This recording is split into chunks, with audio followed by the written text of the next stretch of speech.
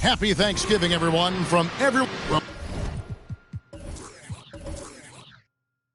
We expect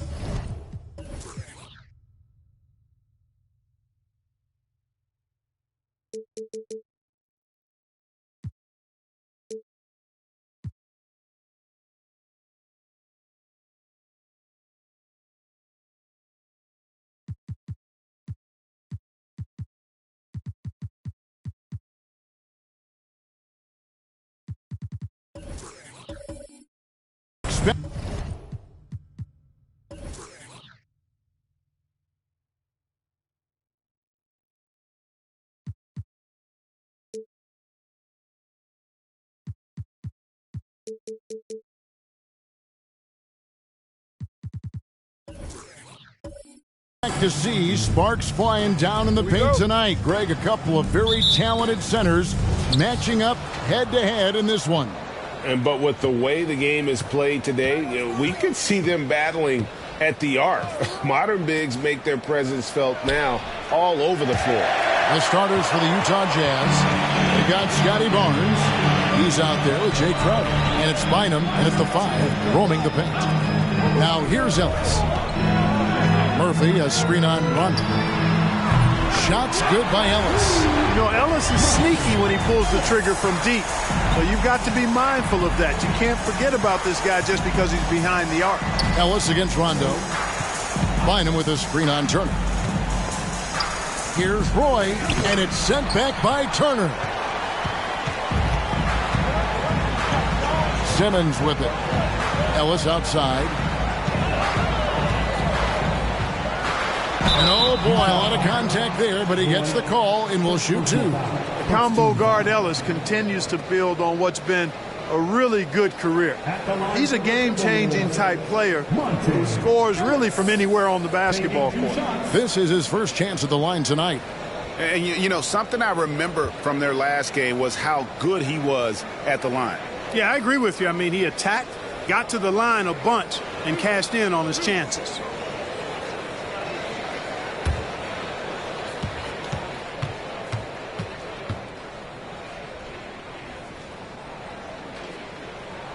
First free throw is good.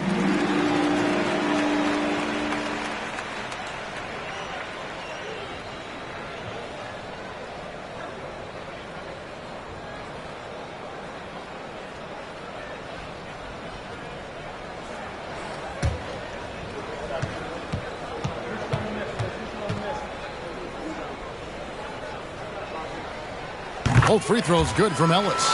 Last season, Clark, the Timberwolves snapped a 3-year playoff drought. An important milestone for this squad, Kevin. I mean, it shows they're ready to compete in the postseason.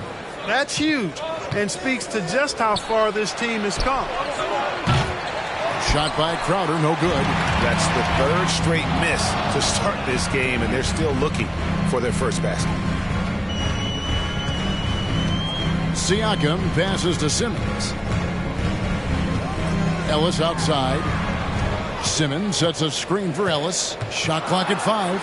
Bynum with the block. Roy against Ellis. Roy passes to Rondo. Ellis against Roy. And that'll be 2 free throws coming up. Officials on the call with the foul. It's going to be on Miles Turner.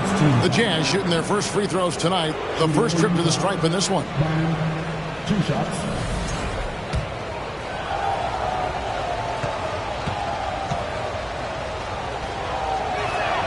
The first free throw is good.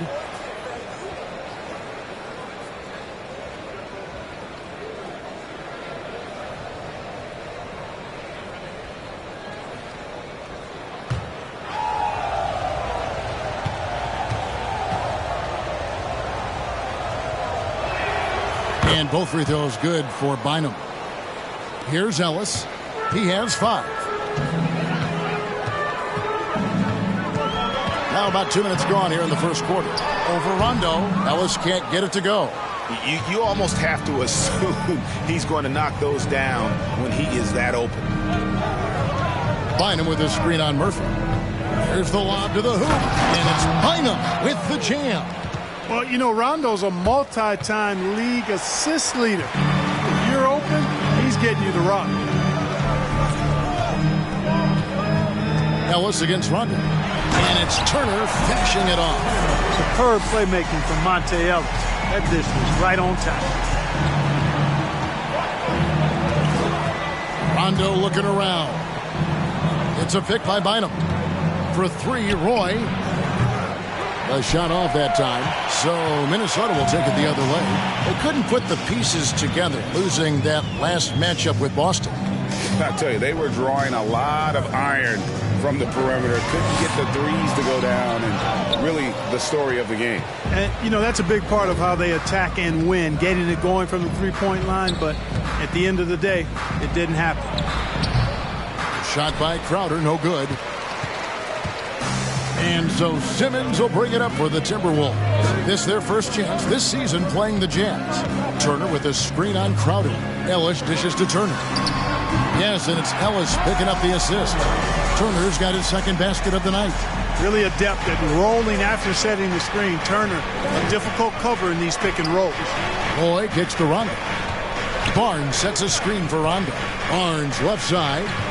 Fades and shoots. It's good. He makes his first shot of the game. Rondo, a master at setting up teammates. And here is Ellis. He's got 5. Outside Murphy. Barnes grabs the miss. It's Roy on the wing. He's guarded by Murphy. 2 free throws coming up, and they call the shooting foul. And Greg, we're still very early in the season. What are these teams right now doing to maintain success through the year? Well, this is the time for coaches to experiment with lineup combinations. And for the players, it's important they learn each other's tendencies and try and work on building chemistry.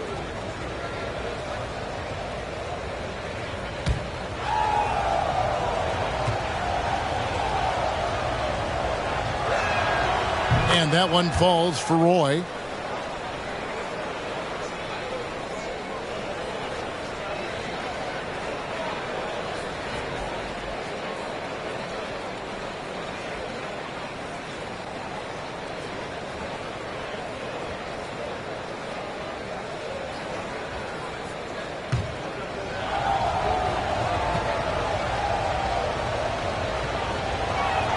That one misses. And there's no question Miles Turner is one of the NBA's best shot blockers. Kevin, he's led the league multiple times in block shots. And if you look at his per-game averages, man, very impressive. I think he's put himself in the conversation for one of the most prolific shot blockers of all time if he can sustain it for a few more years. Now here's Rondo, following the miss by Pascal Siakam. A floater. Here's Bynum. Basket is good. The assist from Rondo. Rondo's got his third assist on the night. Now Simmons. He's been patient so far. Nothing on the scoreboard yet. Siakam a screen on Barnes. Turner for three. A rebound by the Jazz. This game coming on the heels of their win against the Kings. And you gotta love a team that can maintain its composure on the road. Take good shots and knock them down with confidence. Well, efficiency is critical, and I love how they ran their offense and got quality shots out of their sets. Oh, great ball movement there. So the Timberwolves called their first timeout. Yeah, things not going their way, and he wants to just try to talk this one over. And you know what, guys? If for nothing else, just to slow things down a little bit, change it up somewhat.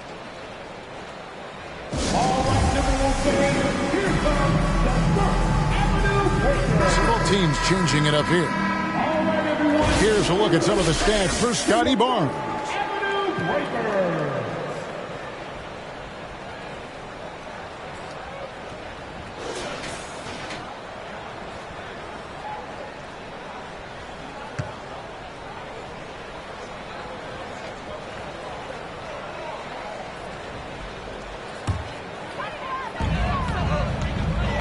Vassell finds Simmons. Pass to Hauser.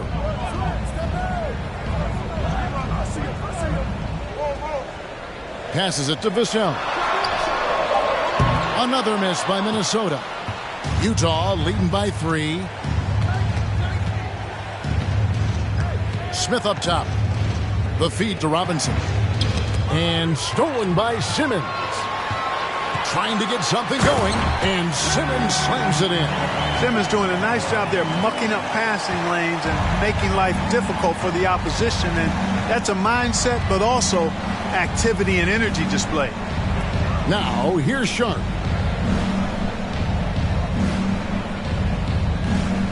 There's the pass to Robinson. And Utah, another 3. And they don't want to get in a habit of giving him open looks from 3. First quarter still, but not who you want to leave open. And Simmons slams it in. Phenomenal timing that time, guys, from Simmons. I mean, leaving the ground once the pass was released and then tearing the basket almost out of the glass. Porter, no luck. Minnesota's gone just 1 of 4 from three-point range here in the first. Now, here's Vassell. Really had troubles in that loss to Boston. Hauser misses. Utah leading. We've got 1:18 left to play in the first. Here is Robinson. Kispert. Out of bounds. Minnesota takes possession. First in scoring. First in points off turnovers. And they were ranked 3rd in steals. Just a nightmare matchup for an opponent's offense. They contest everything. And having the best offense in the league last season, they were an opponent that no team wanted to face. Porter against Simmons. And the whistle blows. It's going to be on Duncan Robinson. That's his first foul.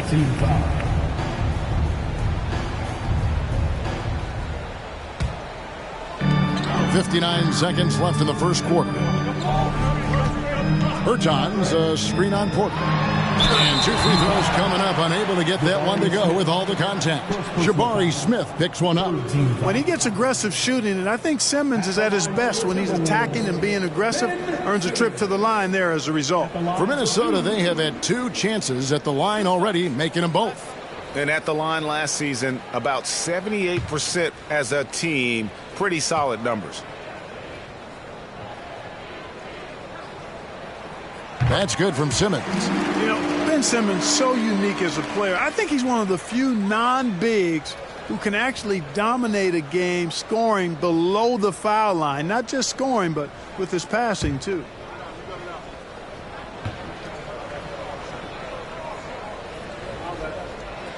That one drops. He ties it up. And it's Porter with the ball for the Jazz. Over Simmons. And it's wide right. It's off the rim. That's exactly how you have to defend him. He's a guy that the D needs to be aware of at all times. Bertines passes to Dedmon. From outside the arc. Bertans can't get it to go. And you could tell he thought that triple was going to fall. And foul on the shot. He'll shoot 2 at the free throw line. A darn good free throw shooter. Smith doesn't seem to have a weak spot coming into the league.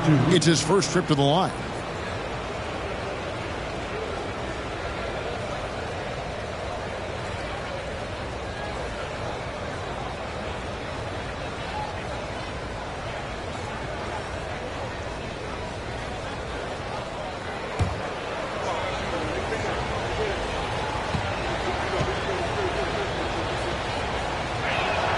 The first one falls. Dort, he's checked in for Dwayne Dedmon.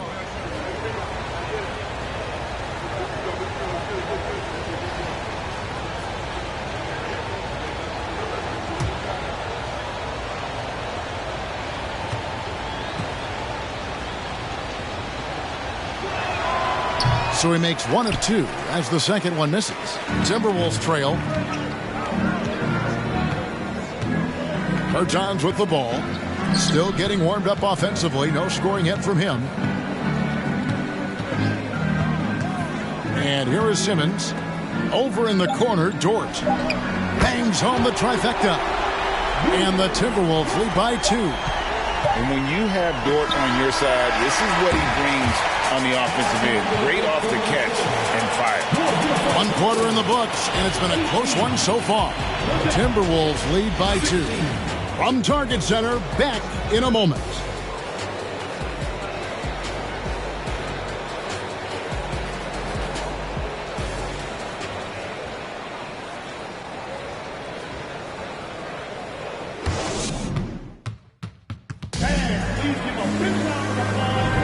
Thanks for joining us in this Thanksgiving presentation of the NBA. And a look at how the offensive approach has been going here so far for the Timberwolves. I like how they've worked the ball inside, getting looks closer in there, and that really helps your offense. One other thing they've done really well, moving the ball around. They've done a nice job not settling for that initial option and making that extra pass. We've got Miles Turner, Devin Vassell out there with Ellis. Then it's Lou Dort, and it's Murphy in at the 3 spot. That's the 5 to begin the second quarter for the Timberwolves. Now here is Murphy.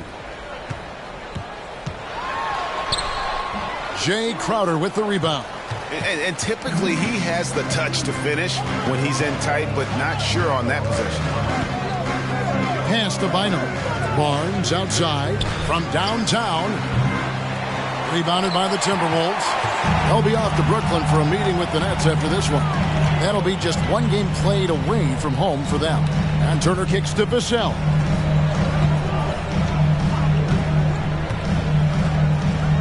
Ellis outside.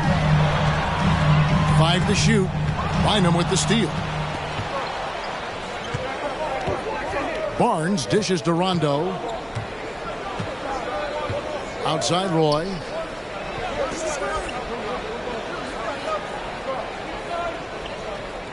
Outside Crowder. Here's Barnes. Second chance shot. Here's Bynum. And at last, they get 1 to fall.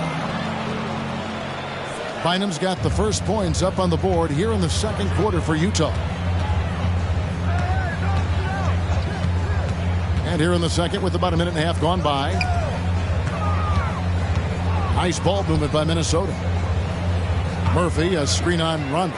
Ellis with it. Out guarded by Crowder. And the basket by Vassell.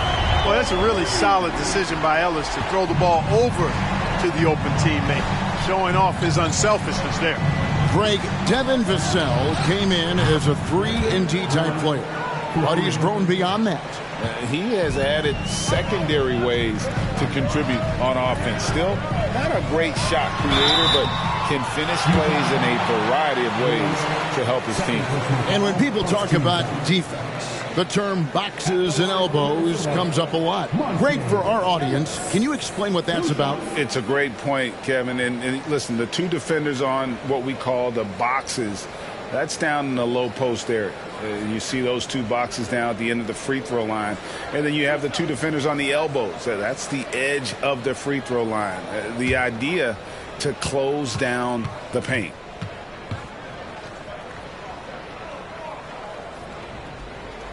First one falls for him. Siakam is checked in for Minnesota.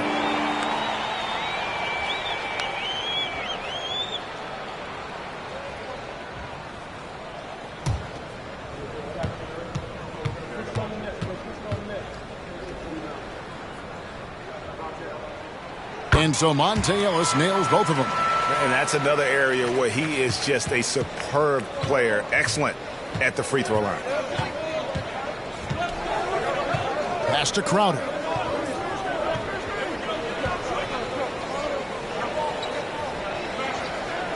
Outside Roy.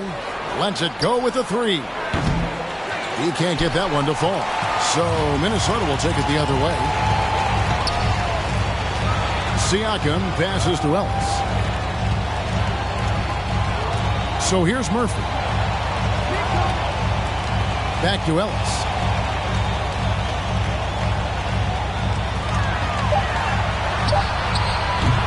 Rebounded by the Jazz. Bynum's got his fourth rebound in this one. Outside Rondo. Bynum with a screen on Ellis. For three, Roy. The rebound by Turner. For Minnesota, they've gone 1 of 3 to start out the second quarter. Now, Vassell. Here's Ellis. That one's good. Maybe that'll get him going after 2 for 6 start. And the all-around game of Siakam is so adept at working the ball to open guys. And a first time out of the game called for Utah.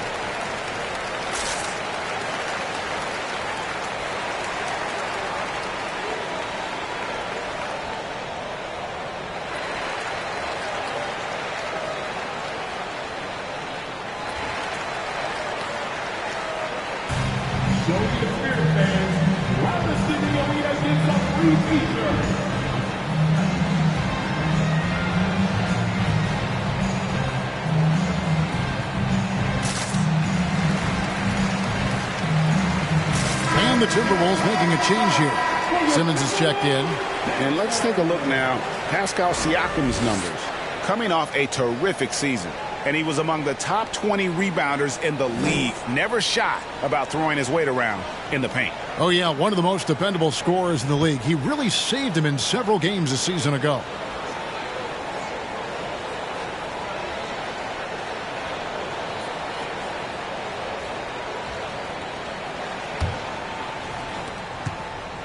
Jazz trail by 4. Rondo passes to Roy. Rondo with a screen for Roy. Basket is good. The assist from Rondo. Rondo's got his 5th assist in this one. He's certainly starting to heat up from outside. That's his 3rd for the game. His 2nd in this quarter. Now here's Simmons. 6 points for him. Outside Murphy. And out of bounds as the Jazz gain possession. Here's what the Timberwolves have lined up on their schedule. On Saturday, they'll tip off a road trip in Brooklyn where they'll take on the Nets. And then on Monday. And, you know, nobody loves playing on the road, but it does offer a good chance to see exactly what your team is made of. This team is going to find out a lot about itself over the next stretch of games. Roy with it, picked up by Ellis. Bynum sets a screen for Rondo. The kick out to Barnes. Outside Crowder. Right side Rondo. Oh, he's going up for the alley-oop here. And that one goes out of bounds. Last touch by Simmons. And now, courtesy of the 2K leaderboard, here are the teams that led the NBA in block shots last year. In the third spot, the Timberwolves. I don't think you can ever underestimate the effect that a few block shots can have on your opponent. I mean, it can get into your head as an offensive player. You're going in there thinking you've got a clear path, and then you see the ball going behind you in reverse. I mean, that could be major intimidation and affect your game. Minnesota in the lead. He dishes it to Ellis. Outside Turner. Fade away. Simmons can't get it to go. The Jazz shooting poorly, just 35% so far. Roy against Ellis. A nice shot by Roy. Roy's got 12 points in the game. Yeah, you know, the second period's been much more kind to him than the first. I mean, let's see if he can keep it going and maintain this. Pass to Murphy. Launches it. Connects from three-point range. Murphy's got his first 3 points of the game. You know, Simmons is a platinum-level passer, and he has a really good understanding of when his teammates are open. Bynum with a screen on Ellis. Here's Rondo. Here's Bynum. And it's good, coming on the assist by Rajon Rondo. Rondo's got 6 assists here tonight. Ellis surveying the D. And Siakam has it in the corner. Off target from three-point range. And on an open look like that, he's very gifted at making the weak coverage pay. The pass to Roy.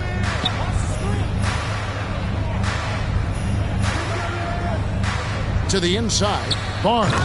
And it's Barnes slamming it down. It all started with the pass. That's what coaches love to see, ball movement. Rondo against Ellis. Out to Turner. Pass to Siakam. Nice ball movement by Minnesota. Ellis in the post. He's covered by Roy, and he drops in the layup off the glass. Boy, great steely determination from Ellis. He's really an amazing guard who knows how to score inside despite not being that big. Time called here. The Jazz decide to talk it over.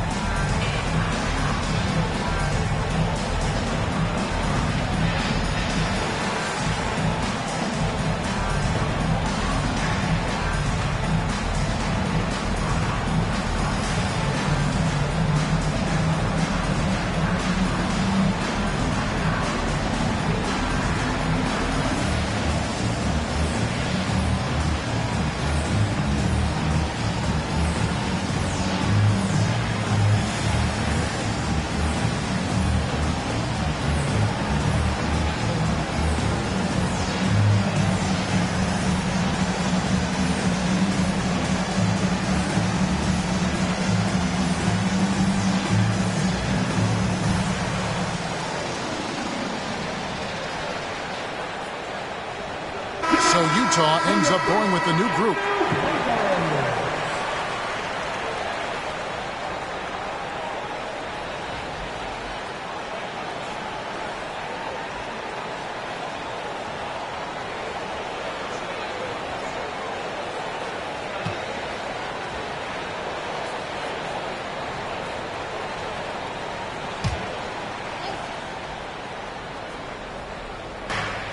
There's a minute 47 left to play here in the half.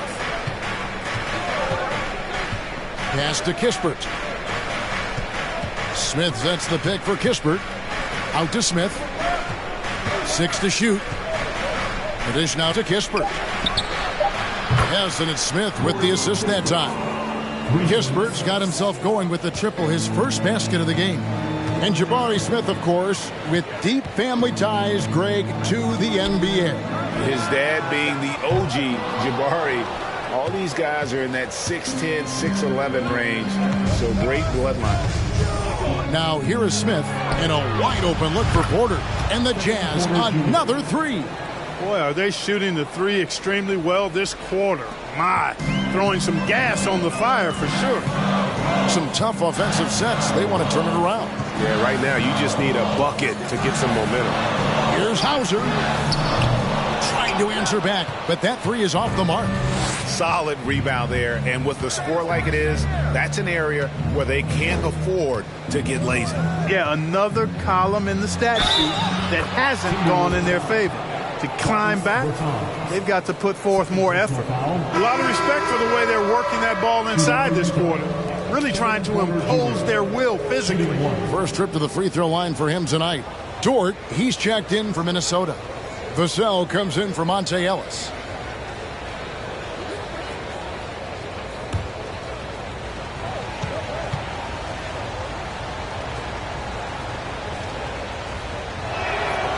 Look, we've seen Kevin Porter Jr. go off for 50 in a game.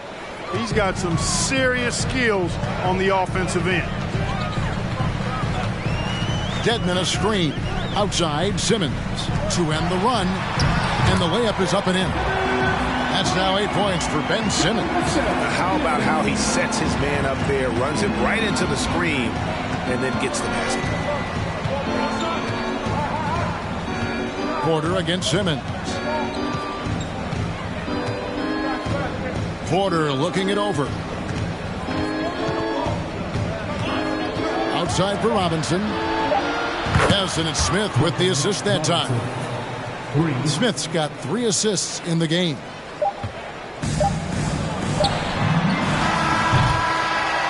And so it's the Utah Jazz with a 10-point lead. Some breathing room heading into the break. And they've done a phenomenal job down low. So many of their points coming right at the rim.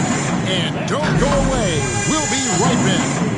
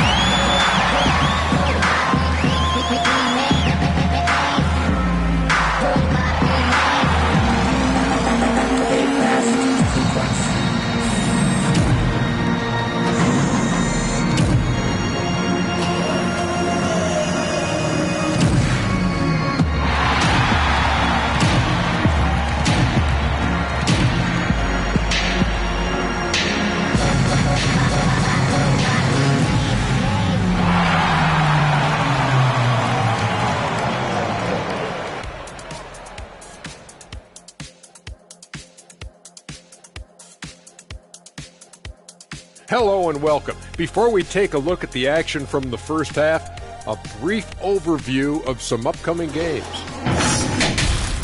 How far down the road would you guys look on the schedule over the course of the season? Straight to the playoff, man. I was focused on the long game.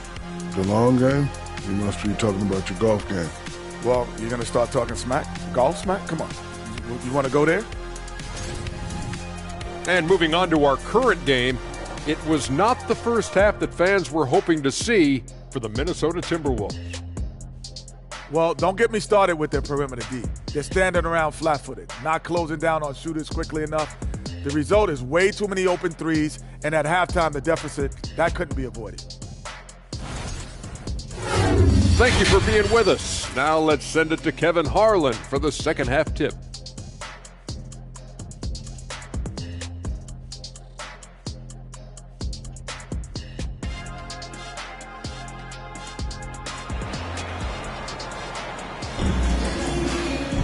And we hope you've enjoyed the broadcast so far. We're halfway through the game.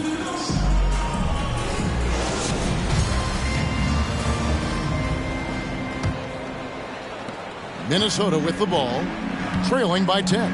And so in the game for the Jazz, Barnes out there with Jay Crowder. And it's Rajon Rondo, and it's Roy in at the shooting guard. Crowder against Murphy. Siakam kicks to Murphy. 4 on the shot clock. Bynum with the ball. All right, a chance to see some stats for Turner. Last year, getting it done. Averaged about 13 points per, almost 3 blocks and 7 rebounds.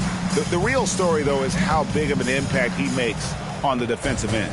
Absolutely. I mean, he's a lockdown guy for him, both on the ball and when helping out. Now, here's Roy, following the miss by Monte Ellis.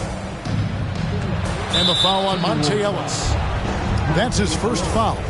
And we have to take another glance at that powerful rejection. Those kinds of plays are the ones that get you on the lead and help keep you in front.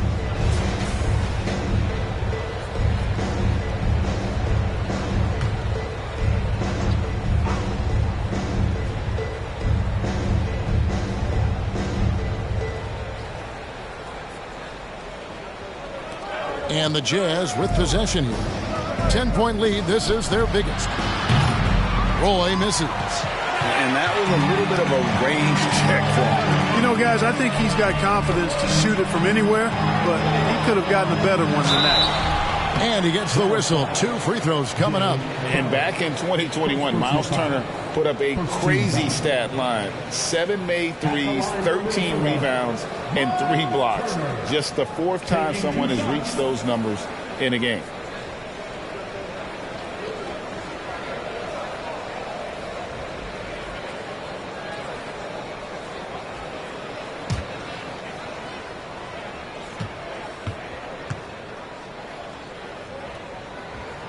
And the first one at the line is good.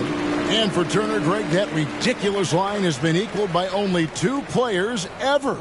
And Kevin, how about that? Only Karl Anthony Towns and Vince Carter, who've had the combination of threes, rebounds, and blocks, shows you how special Turner's all-around game is. Both free throws good from Turner. And, you know, because Turner is such a good free throw shooter for his position, defenses really can't send him to the line too often. He'll make them pay.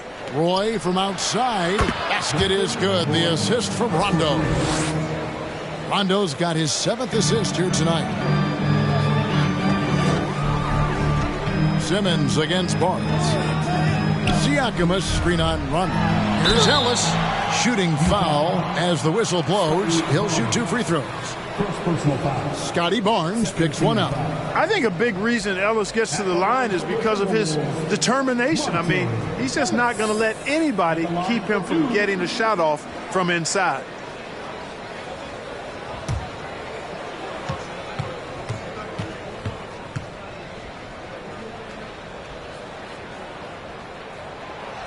No good on that one.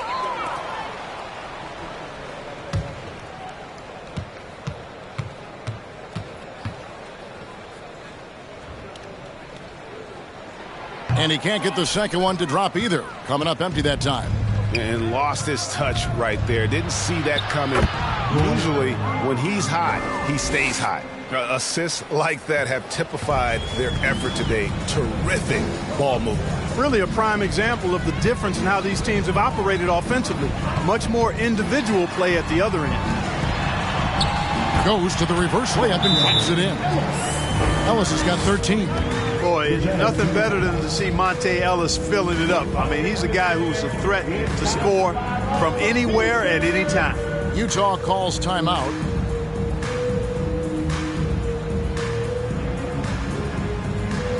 Wolves fans, you know them, you love them. Here they are, your Minnesota Timberwolves dancers.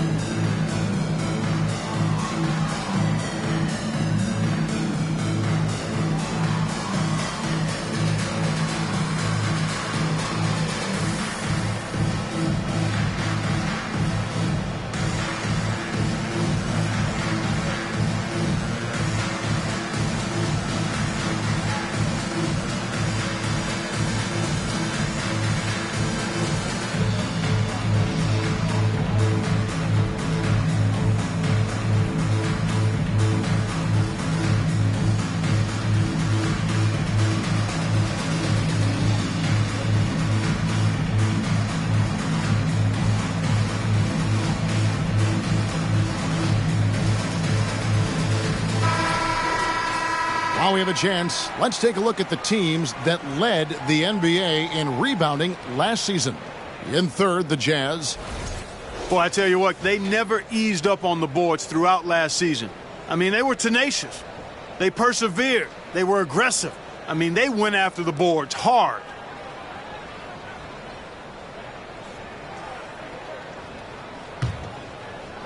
Jazz leading by 11. Now here's Rondo. He's gotten some minutes, but nothing on the board yet. Roy from outside. Here's Bynum. Goes up again. Fouled in the act of shooting. Gets the bucket anyway, so a three-point play chance for him. He has created some terrific opportunities for himself and really made the most of it. The Jazz have gone 5 of 7 from the free throw line in the game. And their numbers from the line last season, they're good, just not great. About 77% as a team.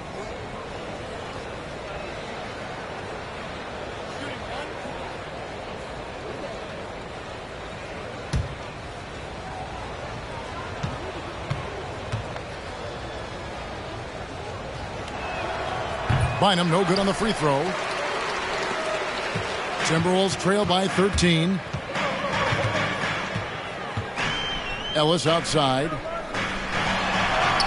And it's good, assisting on the play with Simmons. Ellis has got 4 points in the quarter. And not just a perimeter player. Ellis can use his strength to take you inside. Outside Roy from past the arc. Rebounded by the Timberwolves. And even with good coverage defensively that time, he has confidence to drill the three. And that one's good, Ellis. They're doing work here in the second half. 3 or 4 to start. A touch over 2.5 minutes of basketball played here in the third quarter. Rondo with the ball. Picked up by Turner. He gets it in there. Boy, how smooth is that by Rondo? Glides off the pick free and clear, and then sends it right in. Ellis, the pass to Murphy. Wide open look. It's rebounded by Scotty Barnes. Barnes has got his 5th rebound right now in the game. Outside Rondo. It's Roy on the wing, covered by Siakam. And the shot's good from Crowder. They're getting a lot of their points outside the paint. 3 of their last 5 baskets are from three-point range. Siakam sets a screen for Ellis. Back to Siakam. Off the mark there with the three-point shot. And Barnes has got the ball here for the Utah Jazz. 14 points, their largest lead in the game. Ellis finds Simmons.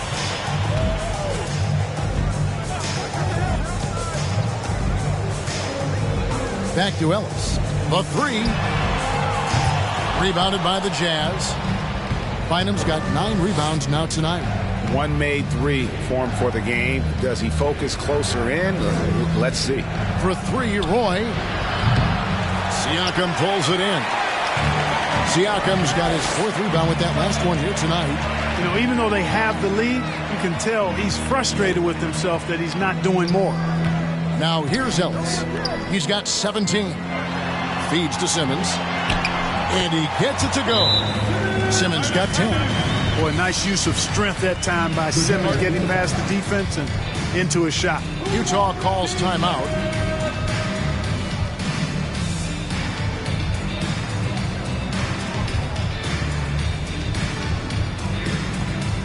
Fantastic! That was the First Avenue breakdown.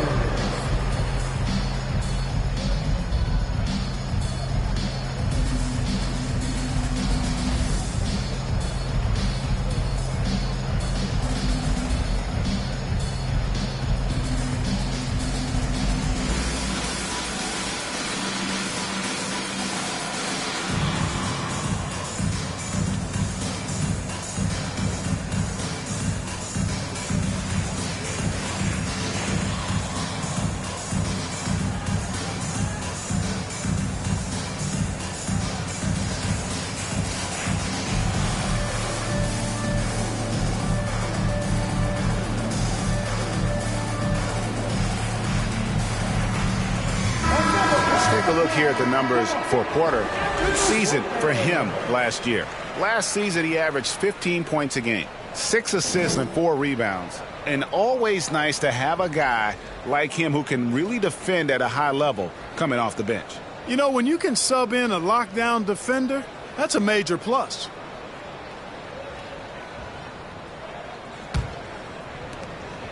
Jazz leading by 12.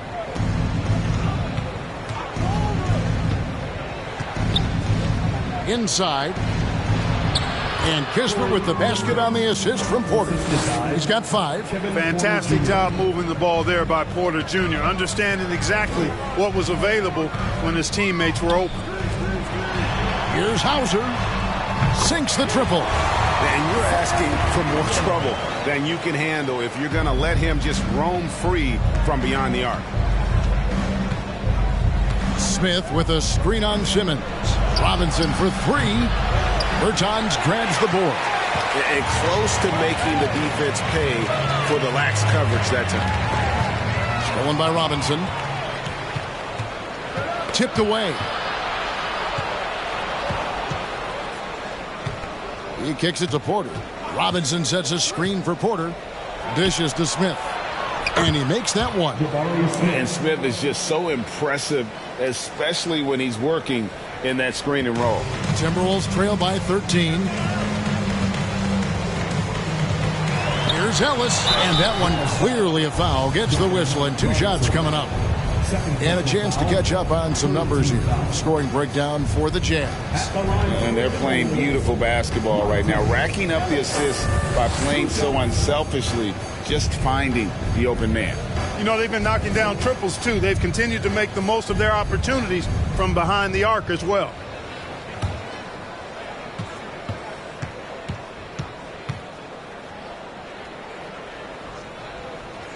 That free throw, no good.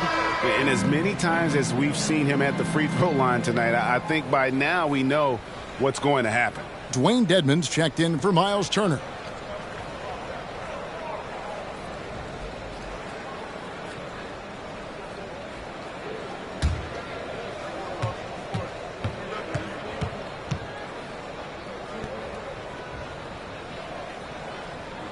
And the second free throw, good. Here is Porter. He's got 6.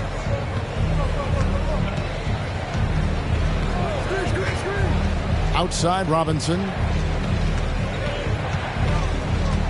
Ring shot on the way. He can't hit that time. And Minnesota now the other way. Here's Ellis. Rebound by Smith. And it's Smith with the ball. He brings it up for the Jazz. A 12-point game. They host the Clippers after this game. That game is the first and last of their homestand. They have been board dominant in this game. That's definitely been a factor in crafting this huge lead. And it's been a well-rounded performance. I mean, strong rebounding has certainly been at the center of it, but it's been good on a number of levels. And obviously his momentum from the last game has carried over here tonight. And you know that's how it goes with him. I mean, his hot streaks, guys, don't last minutes. They last days.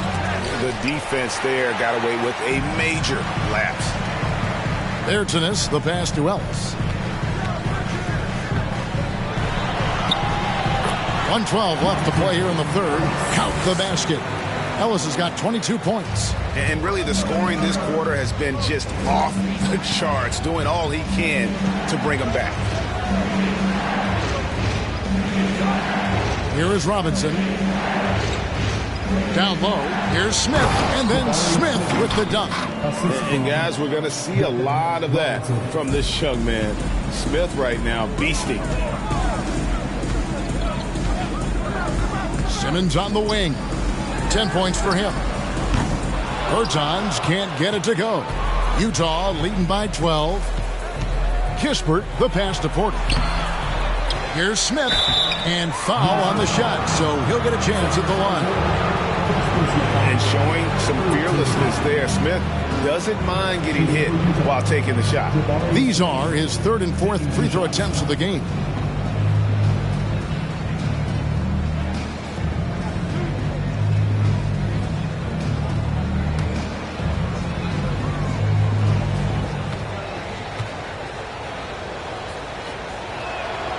And he makes the first.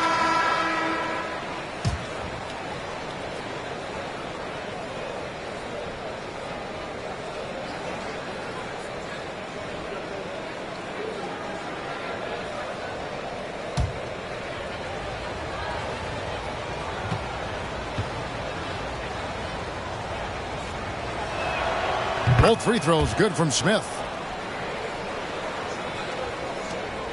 There's 31 seconds left in the third. Ellis with it. He's got 22. Siakam screen on Roy.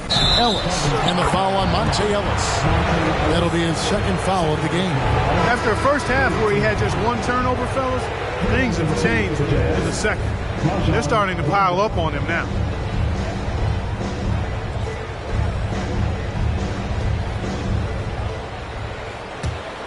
Jazz leading by 14. And here's Roy. 17 points in the game.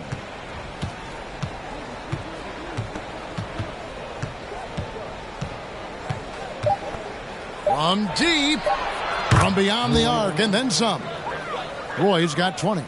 And with the lead, I like the strategy here. Continue to get the ball to guys who can do something with it. If it's working, keep working it. That's what I say. Keep the pressure on. And so it's the Utah Jazz out in front by 17 points at the end of the quarter. Their strategy has been clear tonight. Work the ball inside, get shots in the paint, and now they are scoring with ease. Back to the action in just a minute.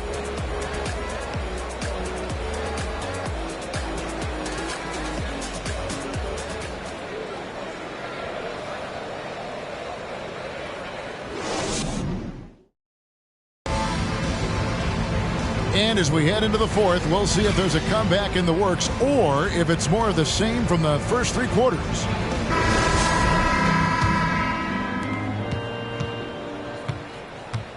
Lou Dort out there with Ben Simmons. Then it's Pascal Siakam. Then there's Miles Turner. And it's Murphy in at the 3. So that's the Timberwolves 5. Now here's Rondo. For a 3, Roy. Good. And it's Rondo who picks up the assist. Roy's got the fourth quarter started here with a bucket for the Jazz. Siakam sets a screen for Simmons. And Simmons slams it in. Remarkable athleticism of Simmons right there. Driving to the cup. When he's doing that, you need to get out of his way. Rondo kicks to Roy. Bynum with a screen on Simmons. And it's Bynum with the jam. Ooh, he put a little extra on that one. He does. He doesn't usually finish soft either. Obviously, he can when necessary, but not that time. Not when he can throw it down like that. Boom! Now, here is Murphy. Gets the three-pointer to fall. Well, Dort makes the smart play there. He spots a wide-open shooter and just gets him the ball. Now Barnes. Roy, a screen on Siakam. Crowder feeling it out a bit. Clock at 6. Bynum sends a screen for Roy. Second shot opportunity. And he'll shoot free throws here. Clearly fouled on that shot that time. The whistle blowing. And Minnesota gets called for the foul. Bynum, 2 shots.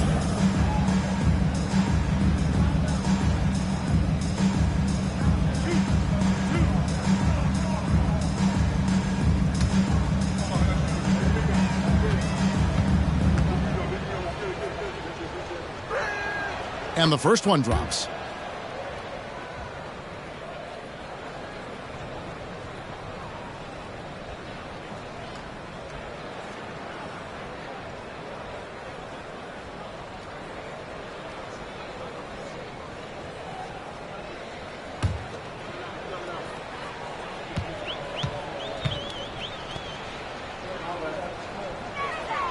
And that's good as he hits both of his shots. They're shooting better from the free throw line since halftime.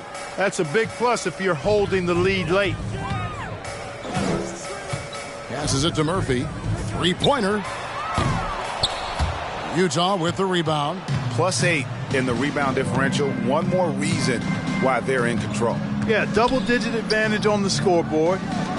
they've taken the initiative. They've played, I think, with more purpose so far. Now here's Rondo.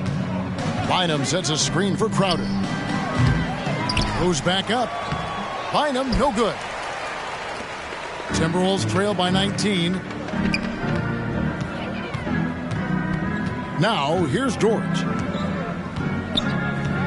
Now the pass to Murphy. Here's the three. Roy with the rebound. Certainly not the kind of night he was looking for at the offensive end, and it's had a ripple effect on the team. And it's Bynum with the jam. And how about the communication between teammates on that alley-oop? And that's what you need to pull that thing off. Boy, both ends of that play, guys, were fantastic. So here's Murphy following the bucket by the Jazz. Here's Simmons. It's good. Now he's shooting 6 for 7. You know, if you're only looking at the way he's played offensively, you think his team would have the lead. On the wing, Barnes. Back to Rondo.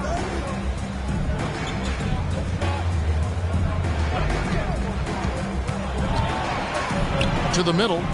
Here's Bynum, and it's Bynum with the jam. Just Mr. Reliable again here today, Kevin. I mean, they need his points, and he's producing. They've been looking out of sync offensively. Yeah, their offense has ground to a standstill. Here's Simmons. Back to Dort. Siakam deciding where to go with it. Turner with a screen on Barnes.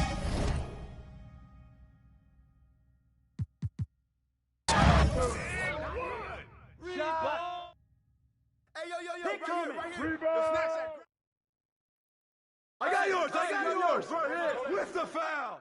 Watch Rondo. Green come in. Yo, man, way to get it. Hey, I'll get yours. Way to grab it. Pressure force. Watch the pick. Rebound.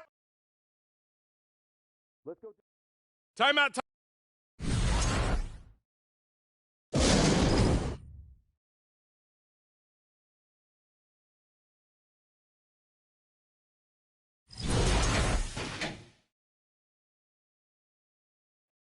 Back door. Let's go. Hey, who's watching them? All right, man. That's what's up. Here we go. Yo, Turner. Get on Rondo. And one.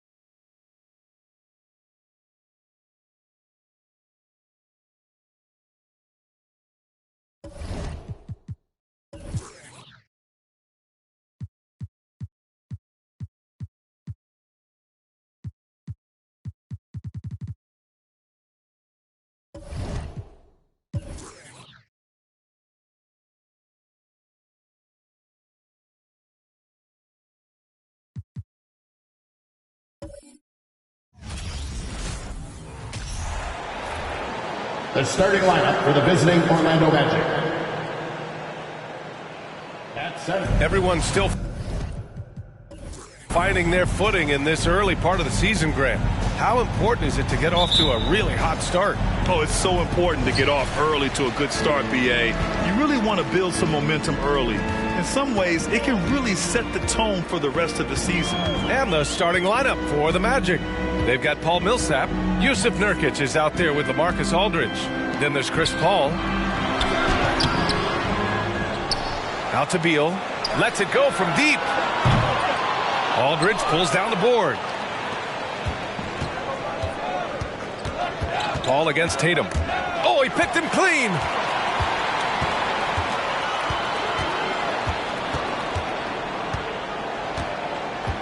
Left side Murray. Pass to Lee. Beal outside. And here's Tatum. Puts up a three. Knocks it down from distance. Well, the confidence of Jason Tatum is evident always. As soon as the ball touches his hands, he is shot ready and lets it go. Now here's Nurkic. Here's Paul. And that one drops. That's what you call playing big. He just stays committed to the attack mode. Well, major height disadvantage. He recognizes that and still able to score it. Now here's Murray.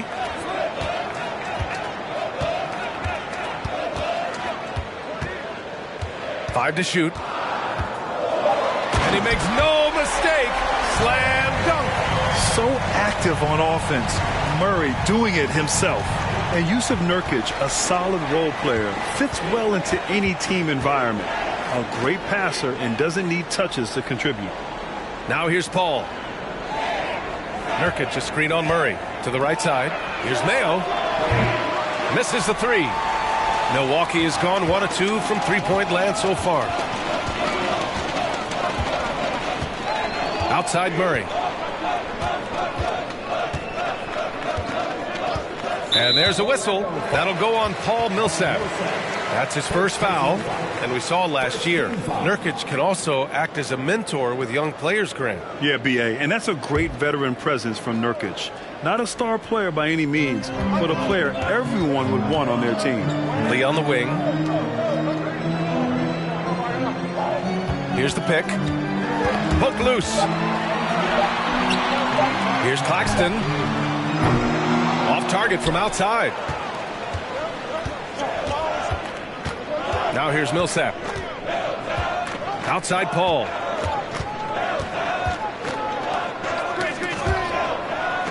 Over Murray. And that one hits the back iron. Milwaukee in the lead.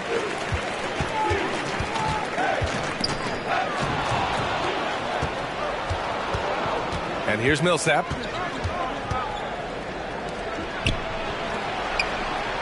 Here's a three from Paul. Rebounded by the Bucks. Boy, having a hard time making shots. Just 1 for 4 to start this game. It's Beal on the wing. He's guarded by Millsap. Beal's shot is off. For Orlando, they've gone 1 of 4 to begin this one. Paul passes to Nurkic. And Nurkic throws it down. Night after night, game after game, Chris Paul understands where to put the ball and when. Nicely done. Outside Murray.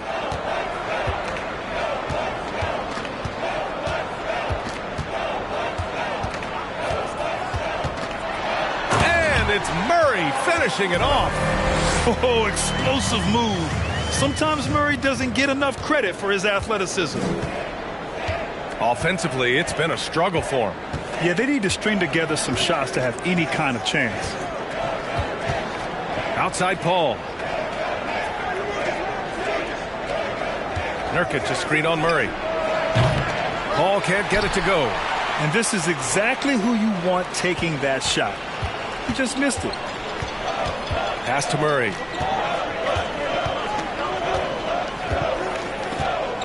Back to Tatum. And finished off by Tatum. Well, you see Jason Tatum rise above the defense and lead, no doubt. Aldridge outside.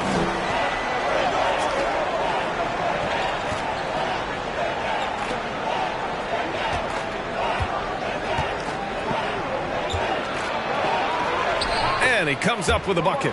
Such a nice touch on the ball from Aldridge. He knows exactly how much power to put on the inside shot. You know, and where the Bucks seem to dominate every year is on the glass, particularly at the defensive end. Number 1 in the league the last 4 seasons. Outside Murray. The three is up. Aldridge pulls down the board. The Magic have gone just 3 for 7 here at the start.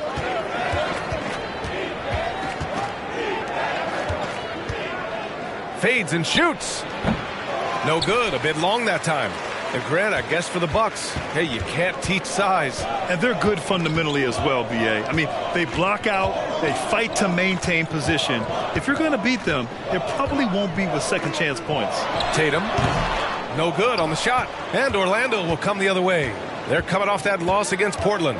Yeah, they found buckets very hard to come by, and you could tell it frustrated them to no end. I thought the striking thing was how little offense they generated. It doesn't matter how stout your defense is when you play that poorly on the offensive end. Paul, shot is off. Boy, with his shot not falling right now, it might be time to look in a different direction. See if you can get your teammates started. They get it again. Beal, no good. Boy, surprised he missed that. The defense just good enough to prevent that bucket. Here's Millsap. It's deflected. Beal outside. 1:41 left to play in the first. Outside Tatum. Over to the wing. Right side Murray. Puts it up from 12. The putback. Oh, he hangs in there and cashes in on the second chance points. He really gets in perfect position for the follow. Just a terrific read. And the Magic call time here. Boy, guys, you look at the history of the Magic, and there has been episodic success driven by great players. Penny Hardaway and Shaquille O'Neal, of course, and Dwight Howard.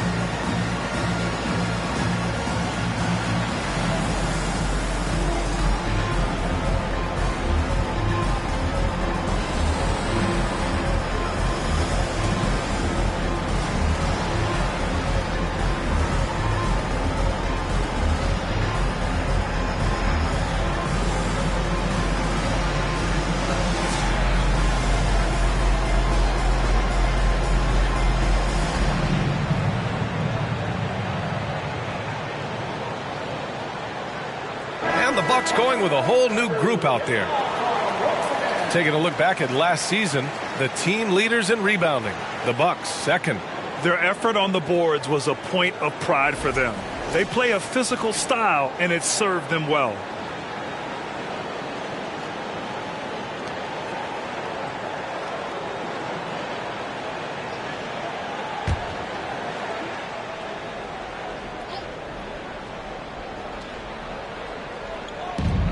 A minute 22 left in the first quarter of the game. Here's Joe. Off the left rim and out. I love how they've attacked the boards here in the first quarter. Pass to Noel. Here's Fernando.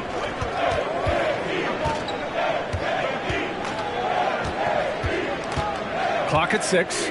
Fires the three. Nice start for him. Sinking his first shot. And that's what they want to do. Get him open looks early.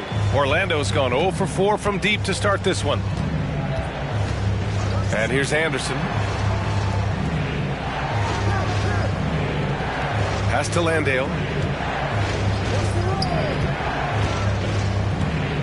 Now here's Anunoby from deep three-point range. The shot comes out. It's a 4-second differential between the shot clock and game clock. Here's Noel. 15 seconds left in the first quarter. Fires the three. It's hauled in by the Magic. Outside, Anderson. Oh, nice finish from the low block. That one's good. And so it's Milwaukee with a 6-point lead at the close of the quarter. And it's all due to their ability to own the paint. They've been dominant down low. We'll be right back after this word.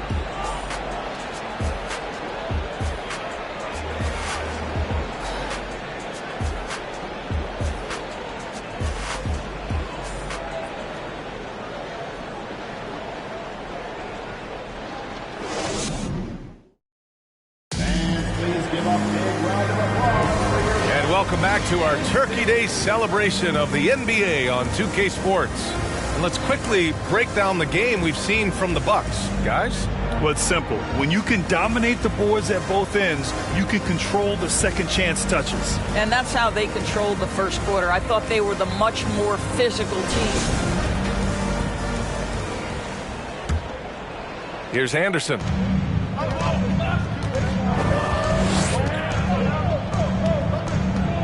Pass to Anunoby. Here's Joe. Jacks up a three. Fernando grabs the miss. And they're doing strong work on the glass. A +5 advantage for them. And for the Magic, O'Shea Brissett out there with Kyle Anderson. Then it's OG Anunoby. And it's Joe in at the point guard position. And there it is for him. 5 points in the game. Well, that possession to me highlights the importance of creating for your teammates. And for the Bucks. Outside Anunoby. Three-pointer. And that one fall for him. He's 0 for 2. Milwaukee in the lead. And it's hard to overstate the impact OG Anunoby has on defense, Greg. Hey, B.A., an absolute terror on the wings. I mean, he has great length, moves well, just one of the best one-on-one perimeter defenders in the league. Well, that's a blown defensive coverage, but it doesn't matter. He cannot answer the bell. Outside, Anderson. Pass to Anunoby. Here's Joe. Now quiet so far offensively, searching for his first points of the game. Knocks down the long J. He's a potent mix of effort and ability. Hard to shut down a player of his caliber. Timeout called, Milwaukee. And as we head into this break, the players have an opportunity to replenish their energy with Gatorade as they prepare to go into the final stages of this ball game. Absolutely. Over the course of a game, not to mention over the course of a season, you have to stay hydrated. If you don't, it's amazing how much slower your body is to bounce back. It can have a serious effect on performance, no question.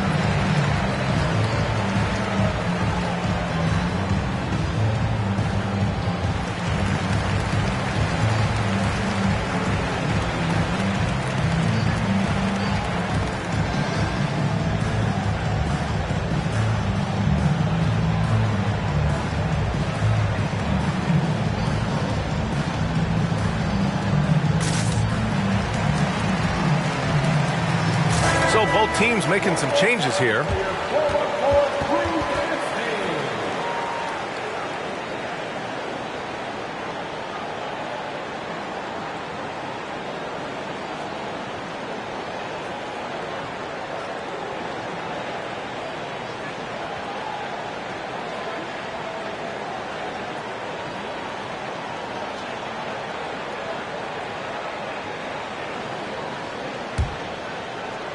A minute and a half gone in the second quarter. Beal outside. And they pick up 2. Beal's got his first bucket of the night. Oh, off the bounce. Beal breaks down the defense. You know, some have said those old school power forwards, guys like Charles Oakley, they're becoming outdated. You see that, Grant? Well, first of all, the physicality in the game is no more. The way Oakley would hit you and bruise you, you can't do that in today's game. And guys like Oakley are now playing the 5 position, and they're shooting 3-pointers. So a lot of it just is because the game has changed and evolved since the 90s when Oakley dominated. Great skill level in the game right now. No question. Chris Paul has been successful at the highest level in the NBA, on and off the floor for such a long period of time. I love his intellect, his work habits, everything he represents. Aldridge is checked in for Orlando. Paul hits them both. You can tell when he steps to the line the kind of confidence he has in himself. It's written all over his body language. Paul against Murray.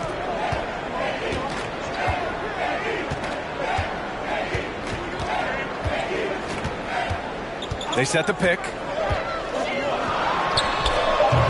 That one no good.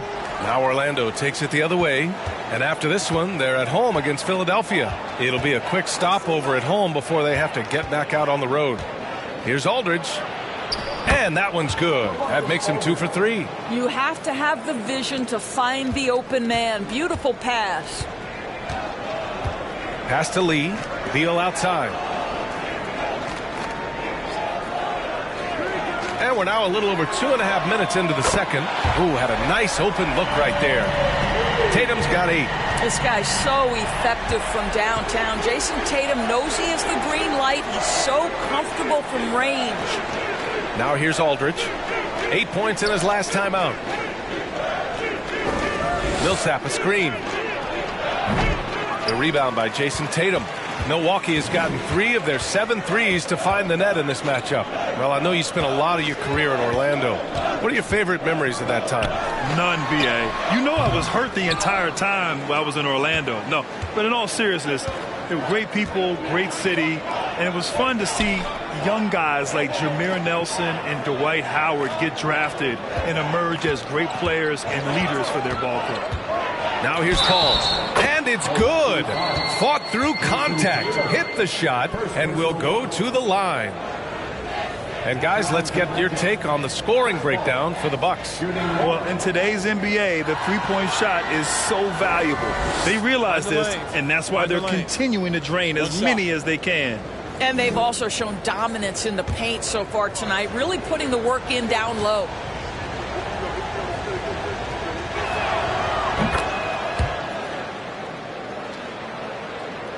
And a little under 3.5 minutes elapsed here in the second quarter. And keeping us updated from the sideline, Allie LaForce. Thanks. Well, Jason Tatum added muscle to his frame and layers to his game, but still not satisfied. He said, quote, "I just got to be better. I have to elevate my level from being one of the top 10 to 15 players to a top 5 player. I got to make everybody else around me better. Brian, still work to do." And plenty of runway to do it, Allie. Thanks. Paul against Murray. Pass to Lee. Beal outside. Now here's Tatum. 6 to shoot. That one falls. Coming off Beal's feed. Beal's got his 3rd assist of the night.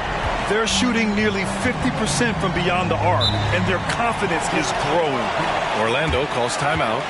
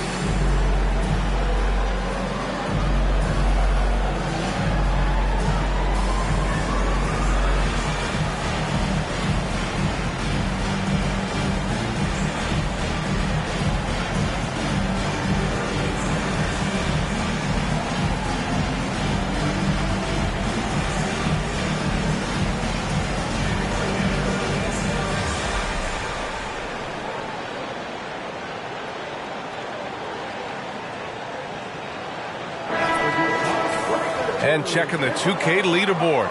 These teams led the league in three-point percentage last year. Number 5, Milwaukee.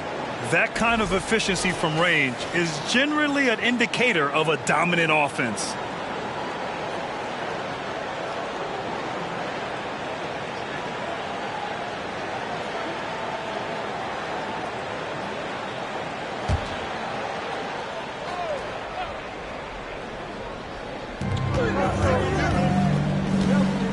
Now Paul.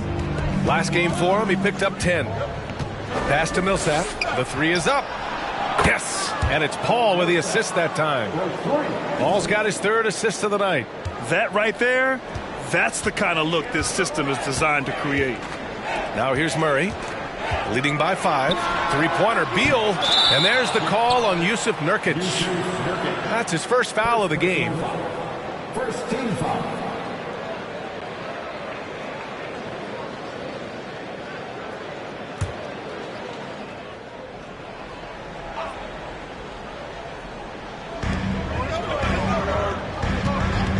Murray against Paul. Pulls up at the elbow. Well, when you've been struggling as he has, you love that your teammates have really stepped up and taken the challenge. Their strong work ethic has been evident on the glass, really getting after it and being physical. Now here's Paul. He has 7. Here's Aldridge. And misses it off the right side of the rim. Boy, he was wide open. You wonder, did he overthink it? That's a missed opportunity. Murray from outside. Here's Claxton. And he takes that one up and powers it through. And I just love how he's making the effort plays that everyone around him appreciates. It is certainly making an impact tonight. No doubt. On the scoreboard, in the body language of the players, you can tell which team is in complete command. For Milwaukee, they've gotten 7 of 13 attempts to go here in the second. Out left to the wing. Murray with it. Looking to end this cold spell. And it's good. 2 points. And it's an 11-point Bucks lead. And their offensive game plan is clear. Get it inside and go to work. Paul passes to Aldridge. And off the left side of the rim, it swirls in for him. Aldridge has got 6. Have to love the ball distribution. Keep everyone involved. Timeout called. Milwaukee. Yeah, coach no doubt wants to use this timeout to review the matchups and maybe make some adjustments as well. And the guys get a little bit of a break. Mentally, physically, just recharge here quickly.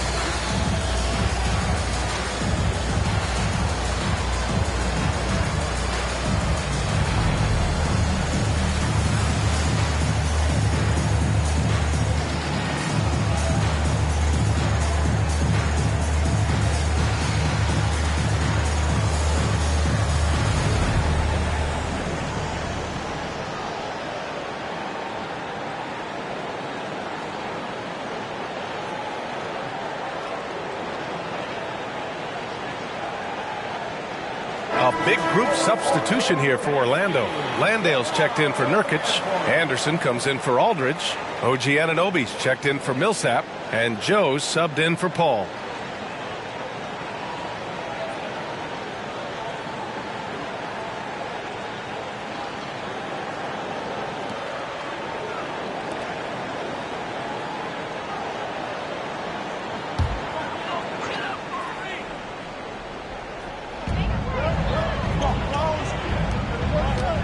.144 left in the first half. Beal outside. Lets it fly. And again, it's the Bucks missing. Let's be honest. That's not a shot he should be taking. Well, it's hard to imagine that the play was designed to go in that direction. Boy, I'd be surprised if we see that again. Out to the right wing. Hounded by Beal. Pass to Joe. Now here's Beal. Defense is right there. This is the area of greatest improvement in Mr. Bradley Beal's game. How about the growth in his passing? Wow. Here's Landale. Oh, trying his luck from deep. And they'll get another chance. Here's Anderson. They shoot again. And Landale gets it to go. That'll drive your coach crazy, failing to box out. And to me, this is a common theme that's running through the league right now. Guys looking to leak out rather than box out. Pass to Beal from behind the arc. Knocks down the triple. Beal's got 5 points in the quarter. He drops yet another dime, just facilitating this offense like a maestro. Now here's Anderson. We've got 22 seconds left in the first half. Shot clock at 6.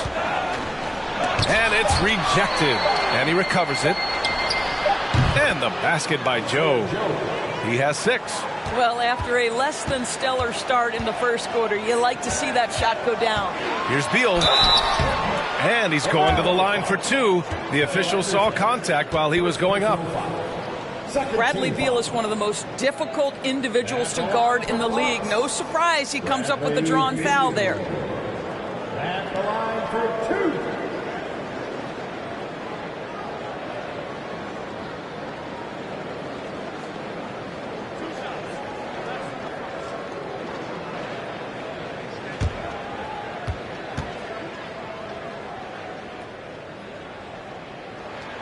First free throw is good. Bradley Beal entered the NBA as a sweet shooter, but consistent work and improvement has turned this guy into an absolutely lethal threat from everywhere on the floor. You got this, you got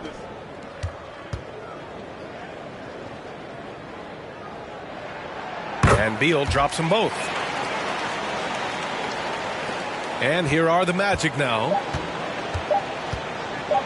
Anderson for 3. No good on the buzzer beater. And so it's Jason Tatum making highlights for Milwaukee, helping them space the floor. 2 triples in that quarter. 3 for the game. More 2K action in just a moment.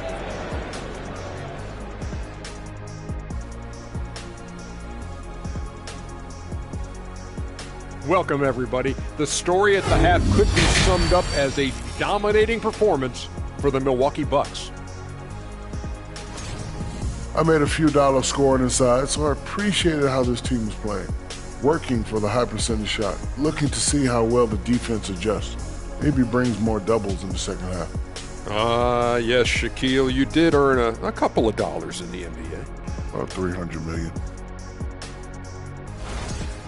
And now let's focus on a couple of guys who have been getting it done in the first half. They've each been fantastic tonight, playing with fire, doing just about everything. Lots of pressure on these two in the second half. I remember being the guy on a given night. Well, for me, it was all nights. And that'll do it for us. Thanks for stopping by. We'll head back down to Brian Anderson and crew for the start of the third quarter.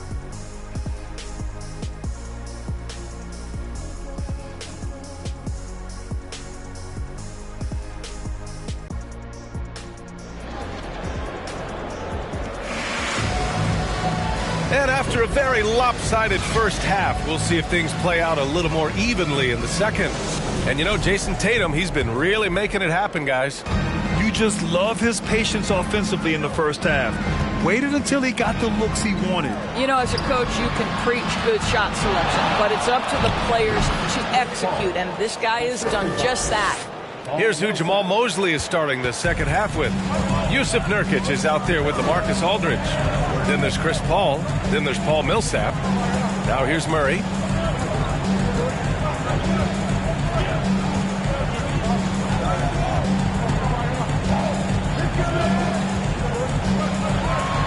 Clear foul there on the missed shot.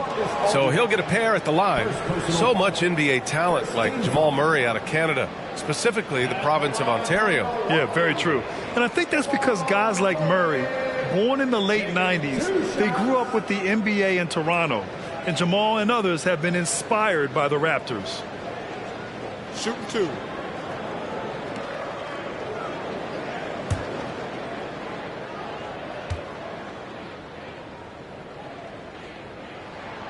The free throw drops from Murray.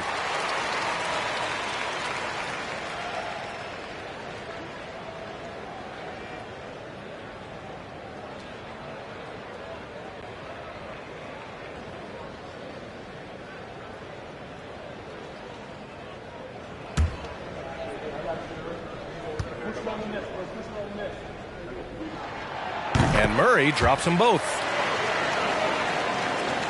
And for the Magic, they're shooting 40% from the field in this one. Paul passes to Nurkic. Good. Outstanding pass, on time and on target. Milwaukee has gotten 5 of 11 threes to drop so far in this game. Outside Tatum. Second half getting started. About a minute played. And that one goes in as he's fouled. It'll be 3 points if he converts the free throw. That sends Jason Tatum to the free throw line. It goes on Paul Millsap. Second team foul. One shot. At the line for Milwaukee, Jason Tatum. One shot.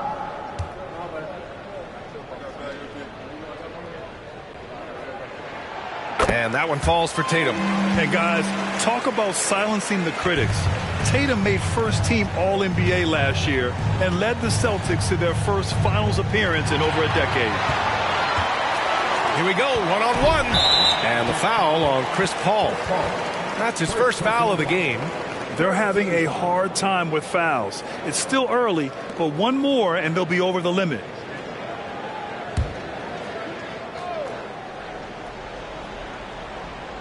Here in this third quarter, just over a minute played. Murray against Paul. Pass to Lee. Oh, and he got fouled on his way up. He'll head to the line to shoot 2. It's on LaMarcus Aldridge. You know, probably the biggest shift for Tatum, his advancement at the defensive end, Grant. Oh, no question, B.A. And that's imperative at the small forward position. Think about it. You have guys like LeBron, Kawhi, KD. Now Jason Tatum is in that elite two-way group as well. And you have to put Jimmy Butler in there as well. The first one falls.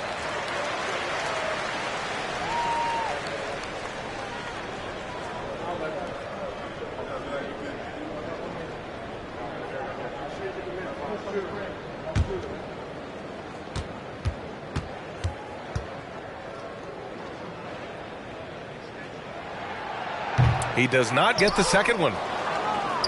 They still have time to make this a game. But they really need to focus in because they let this game get away from them a little bit. The pass, the catch, the slam. What a clean play. And absolutely jaw-dropping. Here's Lee. Outside Murray. Pass to Tatum. Lets the 3 fly. And it's Orlando with a rebound. Aldridge has got 6 rebounds here tonight. It's stolen by Tatum. And now around 2 minutes gone by in this half. Well done on the glass. Gets himself in position where he can use his size. Hounded by Beal.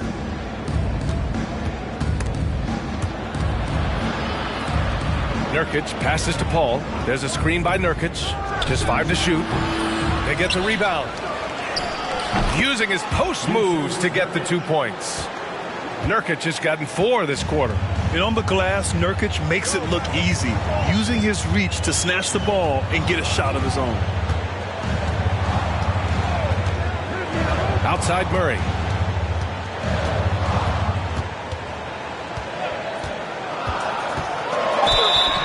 there's a whistle. He'll head to the line to shoot 2. It's on LaMarcus Aldridge. And the intensity Murray plays with is impressive. Excellent work forcing the issue and drawing the contact. Taking 2 shots.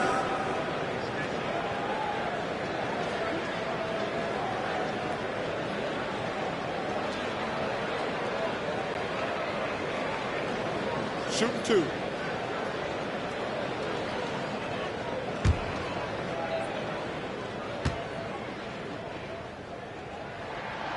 And he can't get the first one. Grimes, he's checked in for Bradley Beal.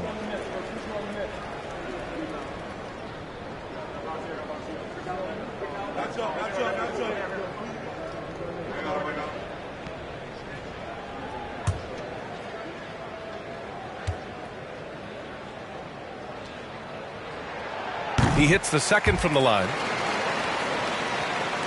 And here are the Magic now. It's a 10-point game. Time called here. The Magic decide to talk it over. They've committed enough fouls to be in the penalty already. Not good.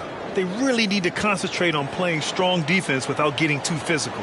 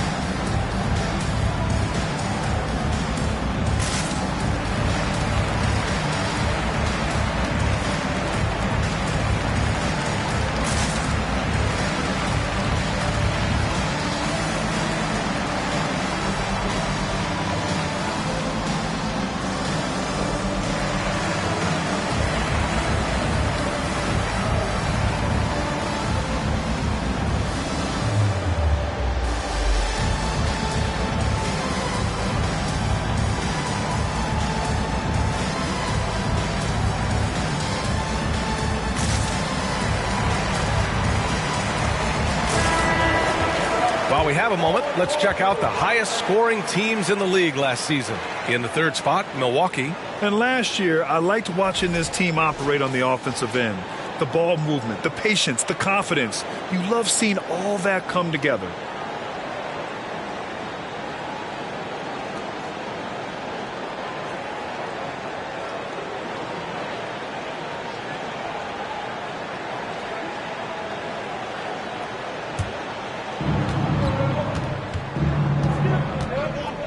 Minutes gone now in the third quarter.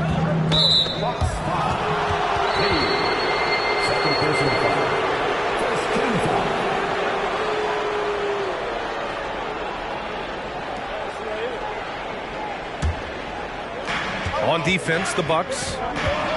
13 points was their biggest lead of the game. Millsap outside.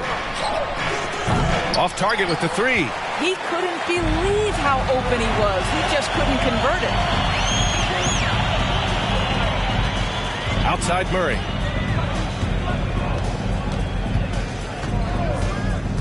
To the paint. Here's Lee. It's good. And the assist goes to Murray. Murray's got his 5th assist in this one. Good awareness by Murray. Sees a hole in the defense and feeds the guy ready to exploit it. Now here's Paul. 9 points in the game. Aldridge, right side. Nice follow through on the fadeaway. Aldridge has got 8 points. Well, the problem is they haven't gotten production from any other spot, but right now this guy is cooking. Here's Grimes.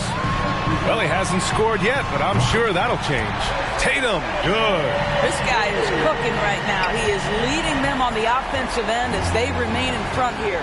What has to excite you about Jason Tatum is how consistently he puts work into perfecting his craft. His idol is Kobe Bryant. He is a guy that wants to continue and will work to get better. Doris Tatum has already accomplished so much early on in his career. Yeah, but you get the sense this guy is nowhere near finished. Jason Tatum is a guy who wants to be seen as an all-time great when his career is said and done. He is someone you can count on to give you everything he's got.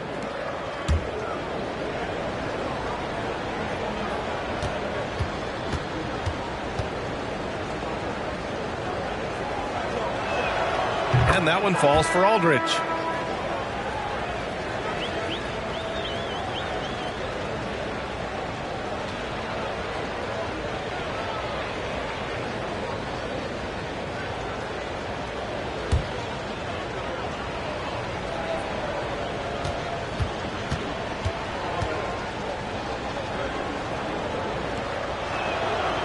He makes 1 or 2 that time. Milwaukee has gone 6 of 14 from the perimeter tonight. Here's Grimes. Anunoby covering. Screen by Claxton. Outside Tatum. 4-3. Orlando grabs the miss. And you just can't afford to give up that kind of look very often. Aldridge outside. Fades back. Claxton with a rebound. Claxton's got rebound number 8 now. It's stolen. Anunoby on the wing. Here's Noel.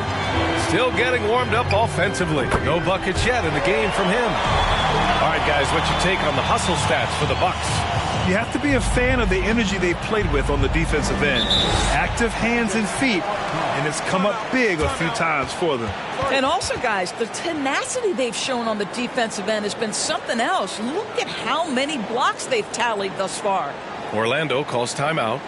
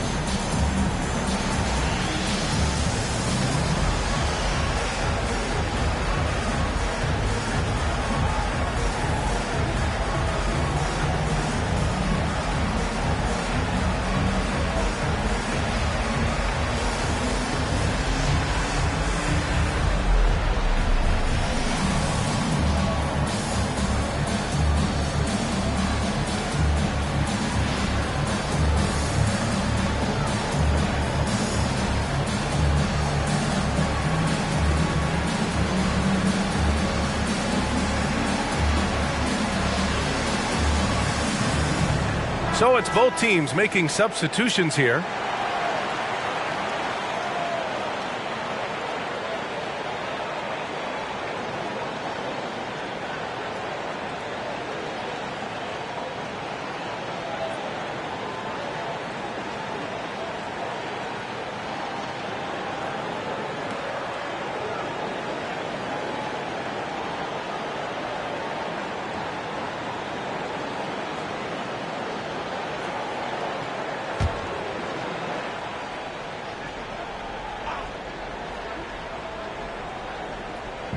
On defense, the Bucks.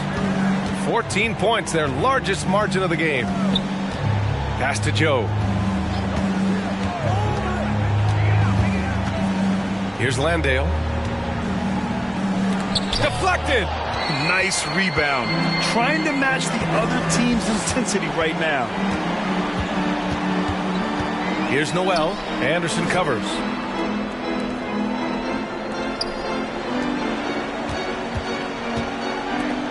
Right wing, 6 on the shot clock. Grimes got a piece of it. OG Anunoby is fast off his feet, 7'2" wingspan, says twice on the pipes.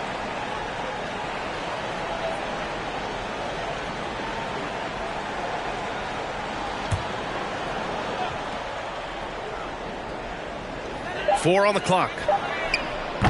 They've been struggling to find success from distance here in the second half. No good on the quick three. Anunoby on the wing. Buries it down low. Anunoby's got his first bucket in this one. I'll tell you, it's 6'8" with elite athleticism. Good luck checking OG Anunoby on the interior. Here's Fernando.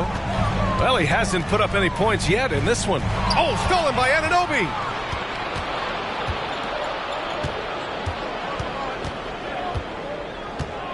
Pass to Anderson. A minute 31 left in the third.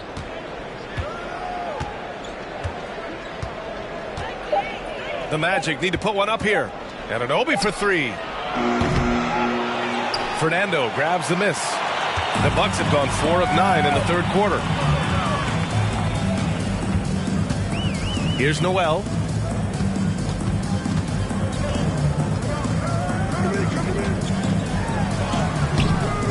No luck on that one. Now Orlando takes it the other way. 55 seconds left in the third quarter. Here's Joe. And he stays with it from the arc. Anunoby can't get it to go. Milwaukee has gone just 1 of 6 from long distance here in the third. The shots just aren't falling. Pass to Fernando. Here's Grimes.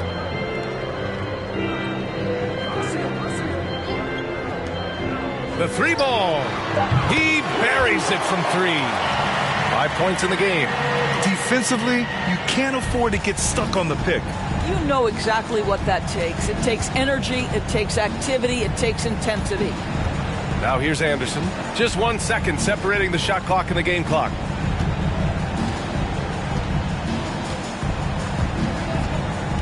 Anunoby on the wing.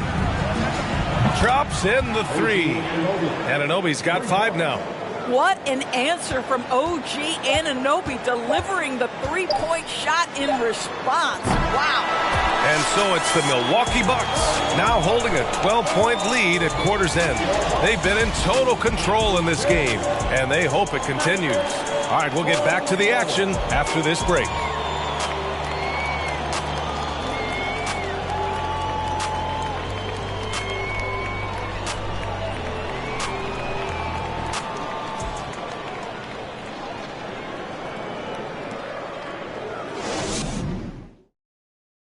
And a worthy candidate tonight as we take a look at our State Farm assist of the game.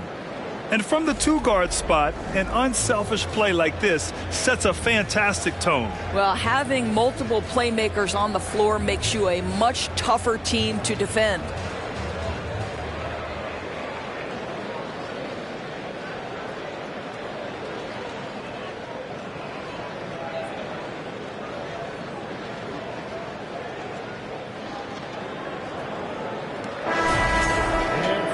And we reach the fourth quarter in a game that may already be out of hand. And Milwaukee has possession. When this one's in the books, they'll be off to Sacramento, taking on the Kings. It's a quick turnaround on the road. Just 1 game. Jamal Murray out there with Bradley Beal. Then it's Nicholas Claxton. Then there's Jason Tatum. And it's Lee in at the 4-man spot. That's the 5 on the floor for the Bucks. And here's Paul. And he drives in. Oh, and there's the whistle on the shot. So 2 free throws for him coming up. Chris Paul has the innate ability, understanding how and when to draw the defensive foul. He is the master of it.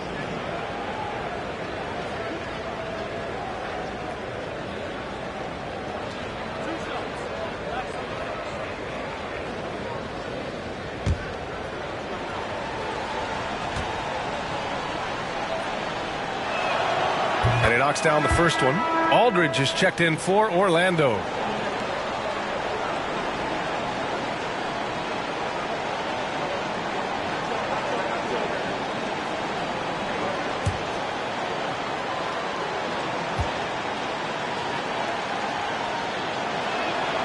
Ball hits them both. Now Beal.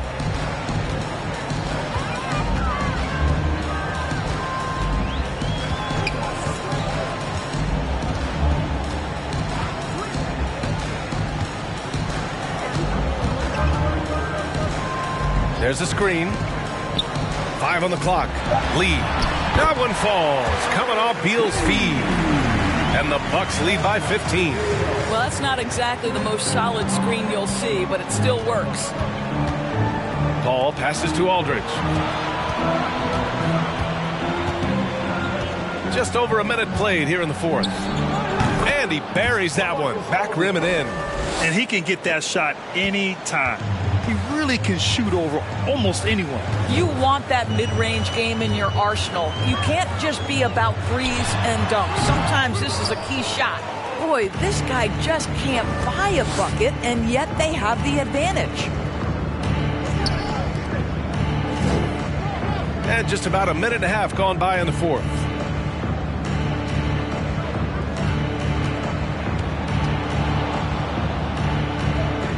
Back to Paul. Fires from deep. The rebound by the Bucks. Claxton's got rebound number 9 now. What an effort here tonight. Beal from outside. Aldridge pulls down the board. Aldridge has got 9 rebounds in the game. Boy, he's getting it done. Pass to Paul.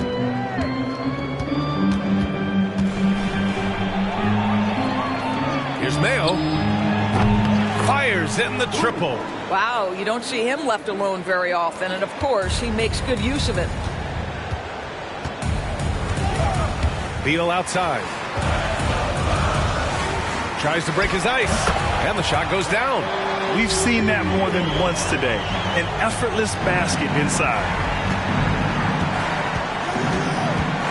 Murray against Paul.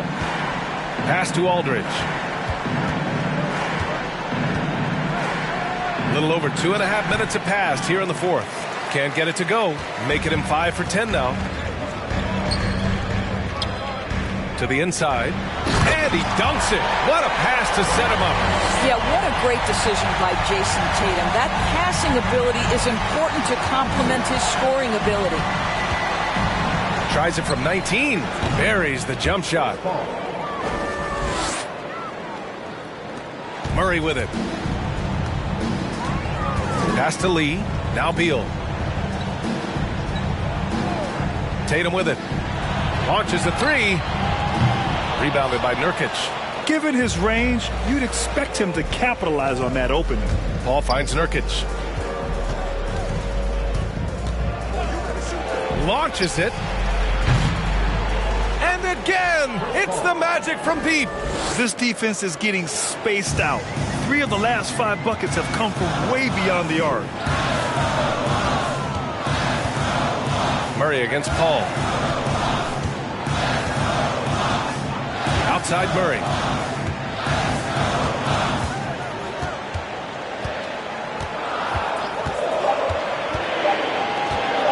From 20 feet.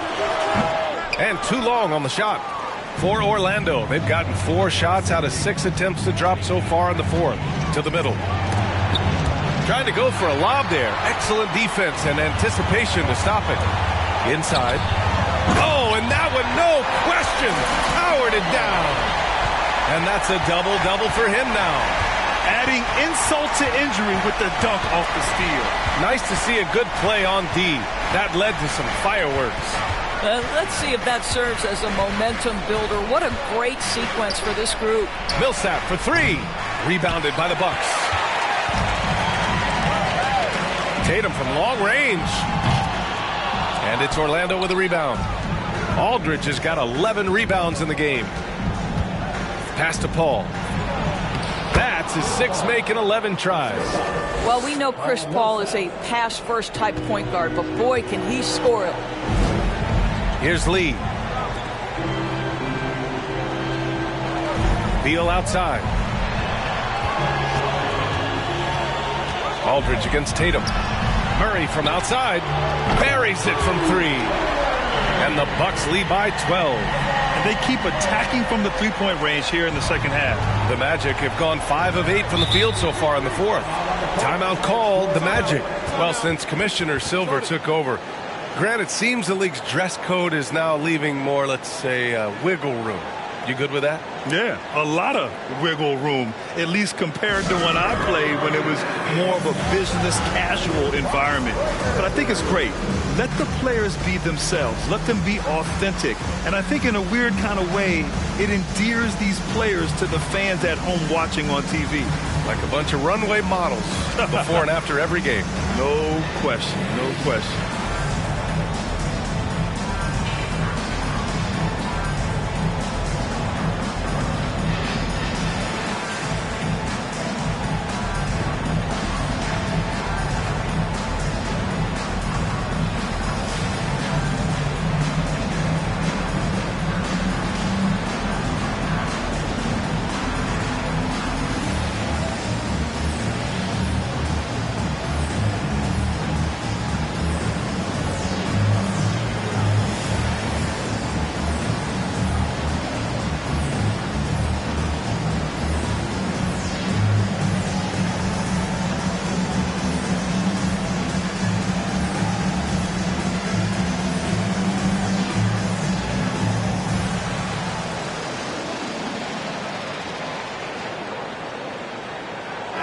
Let's go now to the sideline and catch up with Allie LaForce.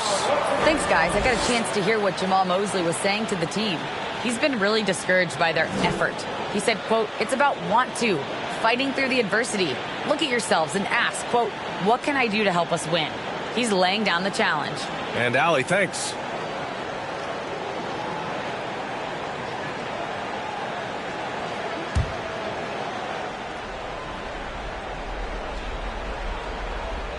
Here's Millsap. Outside Paul for three. Claxton with a rebound. Claxton's got the glass covered here tonight. That's 11 boards for him. Outside Murray. Beal outside. Outside Murray. That one's in there on the nice assist from Beal. Beal's got his 7th assist here tonight. Terrific up-tempo play by Murray. Gets the ball, and moments later, he has a shot up. Here's Aldridge. He can't get that one to fall. Milwaukee goes the other way with it. A minute 50 left in the game. Now here's Beal, guarded closely, and he drops it in from the low post. They have a relentless mentality, even with the game in total control. This is a textbook example of playing the possession and not the score. This team is doing a great job continuing to execute. Paul with the bucket. Working inside, Chris Paul has the ability to outsmart the opposition and makes himself a good shot opportunity. They came out and had a statement win with their performance tonight. A fantastic effort to get it done here for the Bucks. And it seemed like steals ended up making the difference in this game. No question. Their ability to force mistakes and turn them into points gave them an upper hand tonight. And they pick up their 4th win of the year. Every victory so sweet in the association. And we've come to expect these kinds of strong games for Jason Tatum. Efficient productivity. You love what this guy has given to you on the offensive end. Pick works well there, but the defense left a lot to be desired. It takes incredible effort to stay connected to the hip of the offensive player. You've got to want to work. Tatum, and he drops in the layup off the glass. And the Bucks lead by 14. Their home crowd has energized them all game. Now they're closing it out. Well, for all intents and purposes, this game is over. Just a matter of time here. We've got 33 seconds left to play in the 4th.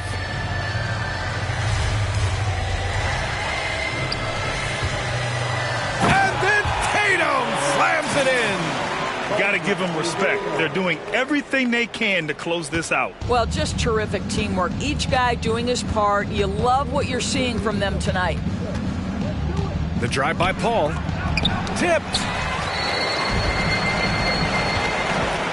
Now here's Murray.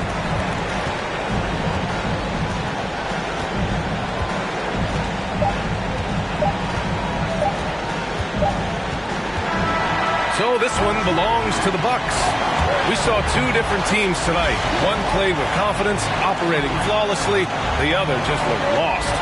And the energy in this building was awesome. The crowd was involved from the jump, and once they started to really pour it on, it was fun to see how it all came together. And now let's check in with Allie LaForce with the player of the game. Allie. Thank you. I'm here with Jason Tatum. And Jason, congratulations on the win. What did you like about this team's performance tonight? Our toughness. And, we figuring it out. It's early, but we taking it game by game, quarter by quarter, and everybody contributing. So, I liked it. Thanks, Jason. Allie, thank you as always. And that'll wrap it up, folks. For Doris Burke, Allie LaForce, and Grant Hill, and all of our crew, this is Brian Anderson thanking you for watching.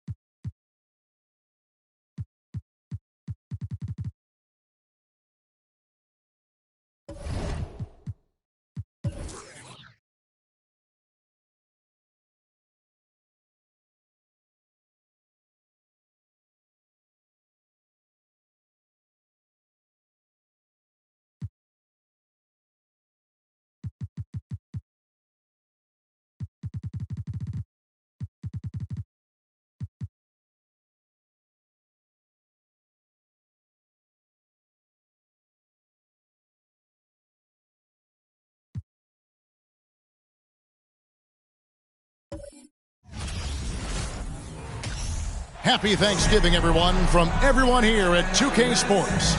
Nothing like the NBA for Turkey Day. Our broadcast team tonight, on one side, Greg, a lot of folks.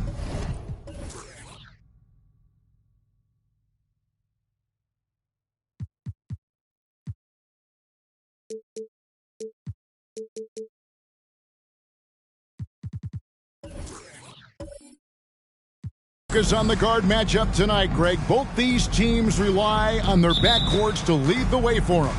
And if anything, it should make for an entertaining basketball game. And it becomes a little bit of a chess match when it's a backcourt duel. Those are always fun. So with Johnson on the bench, here's the 5 for Doc Rivers right now. Stoudemire out there with Robinson. Then it's Ricky Rubio. Then there's Cam Johnson. And it's Harden in at the 2. And no good, his first shot of the night, missing. And here's Hayward. He'll bring it up for the Miami Heat. Outside, Lynn.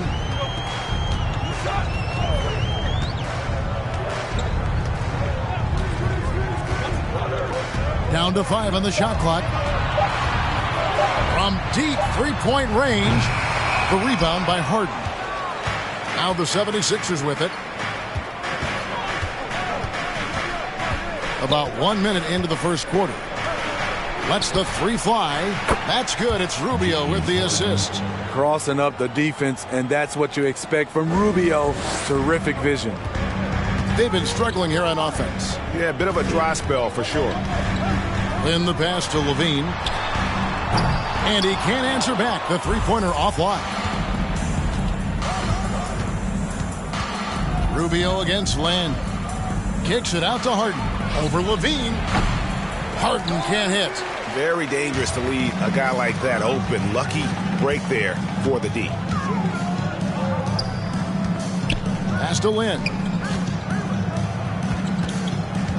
Williams dishes to Levine. They get it again. Williams gets the bucket. Yeah, hard trying to keep Williams off the boards. He makes it a mission to keep possessions alive.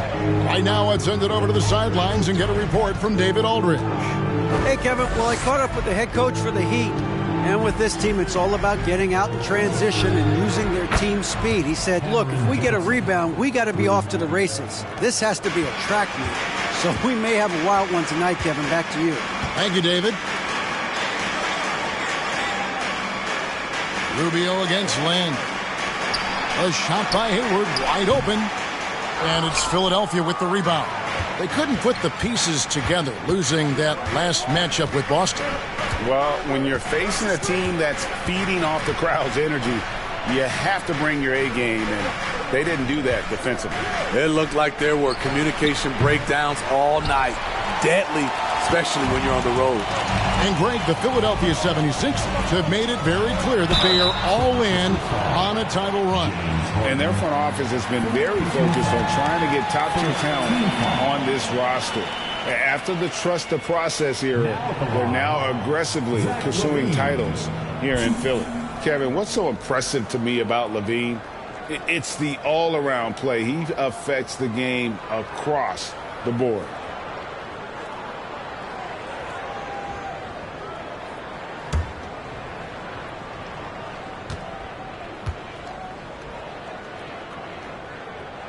And he knocks down the first one. And Levine's efficient as well. And good shooting numbers, no doubt. Last year, he cut back on the turnovers. And, boy, he's still young. There's still tons of upside to be had.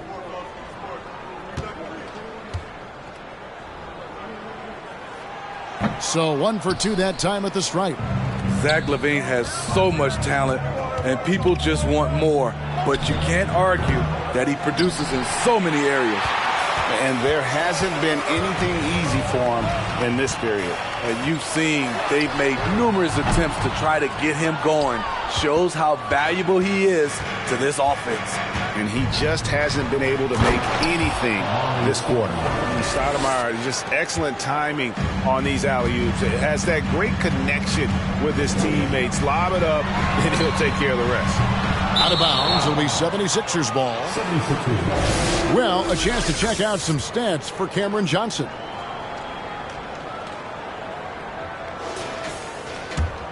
Philadelphia leading by 5. Harden outside. Rubio sets the pick for Harden. The 3. Rebound by Williams. Williams has got 6 rebounds in the game. And all quarter long, it's been the same story, inconsistent with his offense. Hayward against Johnson.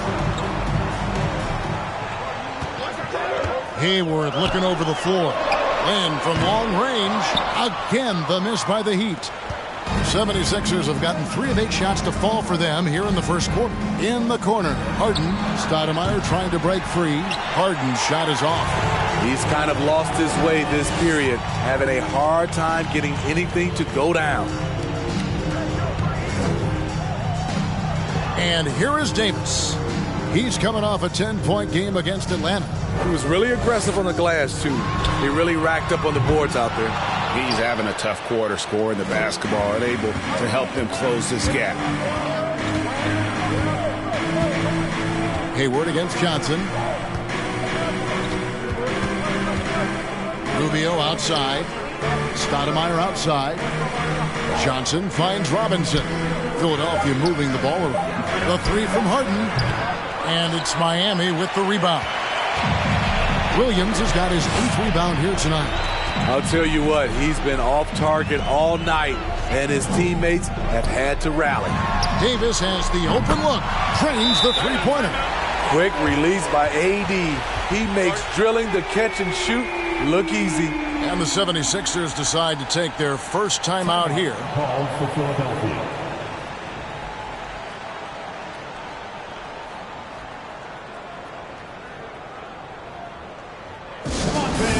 Let's give a huge mighty welcome to the Heat Breaker Dance Crew.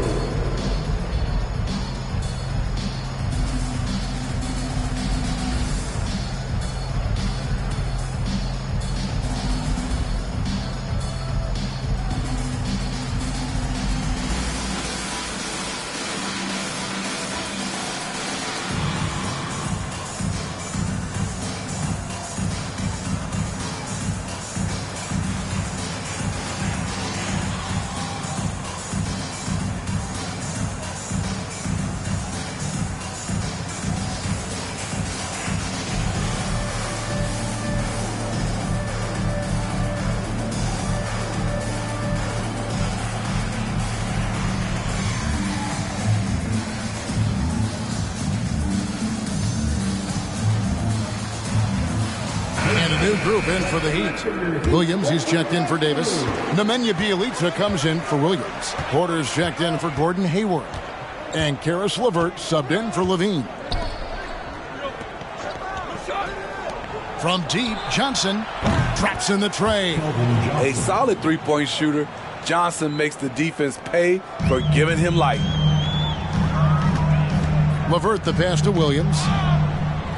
Bjelica with it.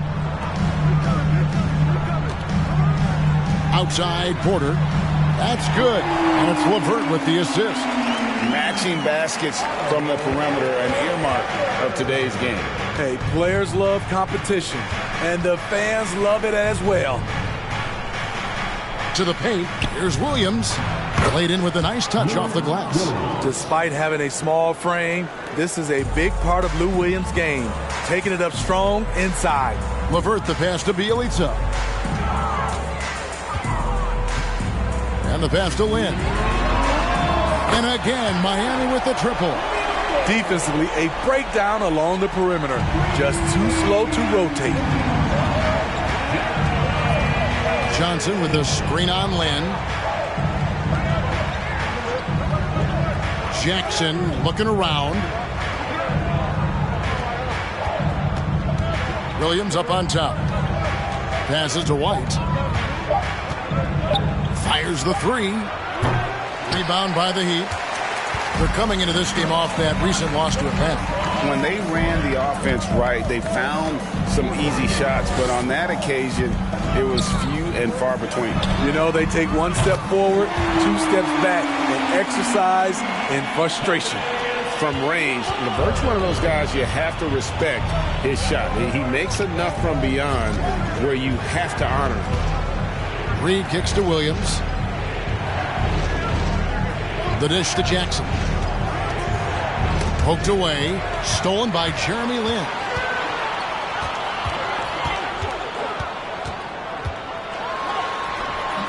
And it's Reed pulling it down. Unusual for him, just a lack of concentration. Fails to finish the play. Williams against Lin. Pass to Jackson.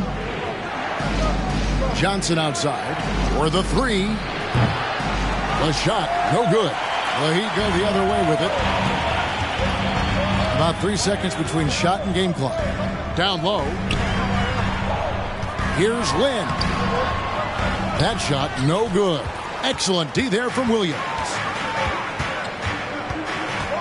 On the wing, Johnson. Back to Williams. He kicks to White. Nailed from three-point land. Because he's so good at shooting it and driving it, defenses overplay Lou, leaving other guys free. And still a close game as the first quarter comes to a close. 76ers lead by 1. Stay with us as we get set to bring you the second quarter right after this.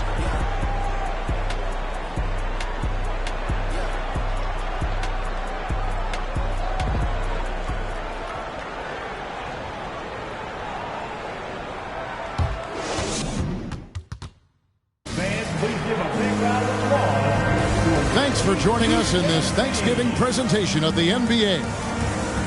And let's quickly check out the scoring breakdown here for the 76ers. They're unselfish. They're passing the ball well, setting up teammates, playing team basketball, and their focus.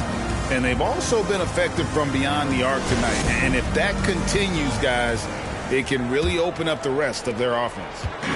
And so White will bring it up for Philadelphia. When this game is done, they'll be off to Orlando, and they'll take on the Magic. That's game 4 of 4 out on the road for them. They've got Anthony Davis, Hayward out there with Williams. Then it's Zach LaVine, and it's Daniels in at the shooting guard position. That's the group in the game for the Heat. He's getting his first free throw attempt of the night right now. And when you shoot 86 from the line like he did last season, you usually cash in on those opportunities. And that one falls for White. Teams nowadays tracking deflections in addition to steals. Were they something you were aware of when you played defense, Greg? Even if they weren't tracked, they were valued. And I remember early in my career, that was something with the Knicks that would always emphasize, because deflections were a true indicator of activity, especially defensively.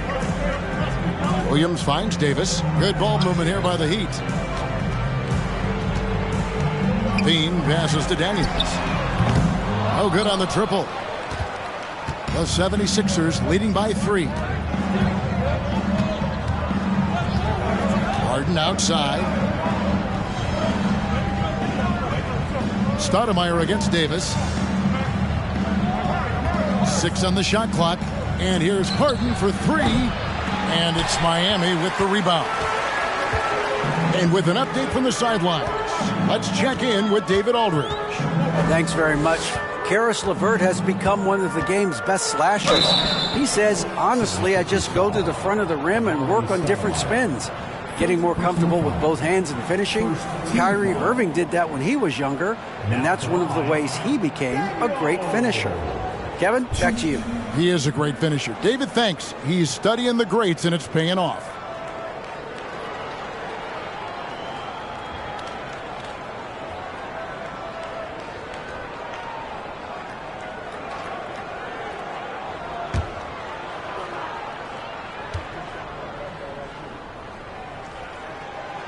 That one is off. And, of course, one of the league's longest tenured coaches, GA, is Eric Spoelstra. And he's having a Hall of Fame level career. And you look at the ground he broke when he was first hired. Not only young, Spo was the first Asian American head coach in any of the 4 major North American sports league and worked his way up from video coordinator. That one is no good. And, Greg, in the era of positionless basketball, Mitchell Robinson is an old-school center, isn't he? Yeah, I mean, during his first 4 years in the league, Robinson didn't attempt a single 3. Has led the league in shooting percentage, so Mitchell knows his role. Here is Daniels, guarded by Harden. Hayward can't hit. Definitely a situation you want to make sure you don't give him too good of a look. And now approaching 2 minutes of action here in the second quarter. Here's Harden. And it's Anthony Davis with the rebound. The Heat trail by 6.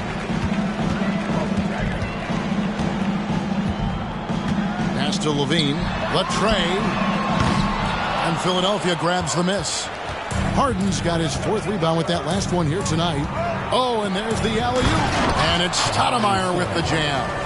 Oh, and the lead gets bigger on a ridiculous offensive sequence. That dunk alone would have been spectacular. Never mind it coming at the end of an alley-oop. Miami no good on that time either. Philadelphia leading by 8. Rubio dishes to Harden. Rubio looking it over. Harden outside. Lets it go from deep. Miami grabs the miss. Williams has got 9 rebounds in the game. Getting it done. Loads it up for Davis. And finished off by Davis. What a beautiful play. And it was great timing. Then the athletic finish by AD. And Philadelphia calls time here.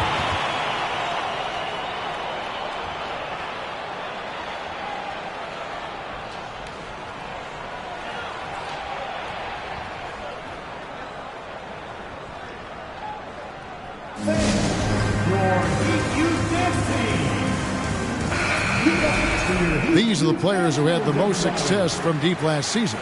You look at Johnson, dangerous player from three-point land, a great talent with a great release. The bucket must have looked 3 feet wide to him last year. I mean, very deserving in terms of that spot among the league leaders from 3.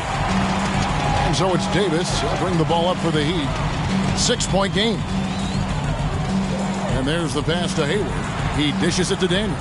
Levine for 3. Robinson pulls it in. This is how it's been so far. He's missed every shot he's taken, and the team is suffering the consequences. Rubio, the pass to Harden. And stolen by Hayward. Feeds to Daniels. That one's in. His first bucket of the game. He's 1 for 2. This is the patience we talk about. Hayward waiting that extra half second, finds the open man. Here's Rubio. He's been quiet so far. Still no points in the game. Stoudemire setting the pick for Harden. At 3 off the mark. In this first half, he is really falling in love with the 3. So far, not paying dividends. And it's stolen by Ricky Rubio.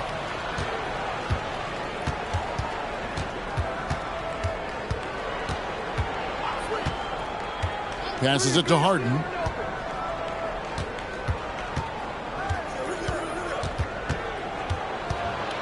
Out to Stoudemire. 4 on the clock.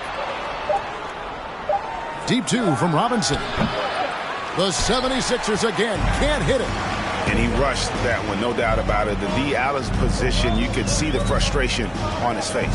Levine finds Davis.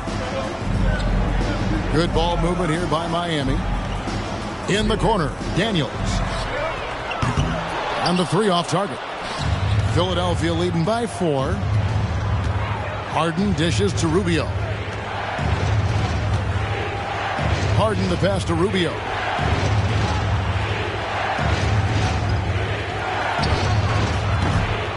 And too long on the shot. And the rebound battle split evenly thus far. Hayward outside. Here's Levine. And contact on the shot, so he'll be shooting free throws here. Steve, it's been tremendous to see Zach LaVine reach his all-star potential in recent years.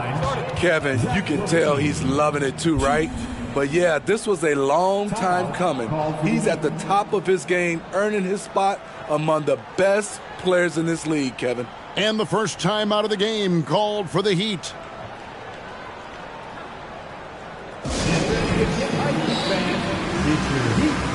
And we're good getting ready for Miami. Williams, he's checked in for Anthony Davis. Bielitsa comes in for Robert Williams. Porter's checked in for Gordon Hayward.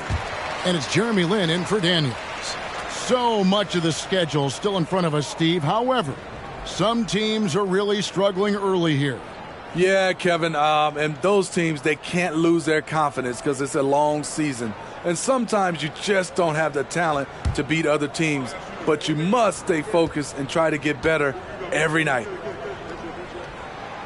He makes 1 of 2 that time. And working, Kevin, themselves to the line here in the second. A nice way to get your offense going. And White kicks to Jackson. Williams, that's for 2. No good. And they can't put an end to this drought. The Heat trail by 3. Outside, Porter fires for 3. And it's Nemanja Bjelica with the foul. That's his first foul. I like this strategy, getting Porter into the catch-and-shoot situation, giving him a chance to make a play. The Heat making a switch here. LeVert's checked in. Philadelphia has gotten into trouble with the 3 ball in the second quarter, only hitting 1 of 5 attempts. LeVert against White. Outside Williams. Back to Jackson. Kicks it out to Johnson. Now here's Williams. Stolen by Jeremy Lin. Driving to the basket. White against LeVert. And he could not get that one to go. Out of contact, and he'll go to the line for 2. It's on Karis LeVert. Tenacious inside play from Kobe. Gets the shot off and a trip to the line.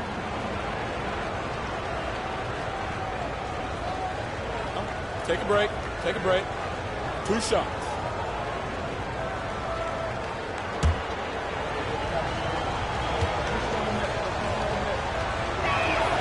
First free throw is good.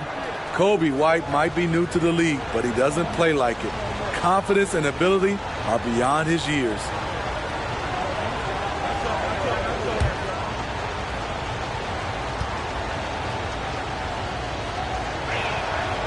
No good on the second free throw.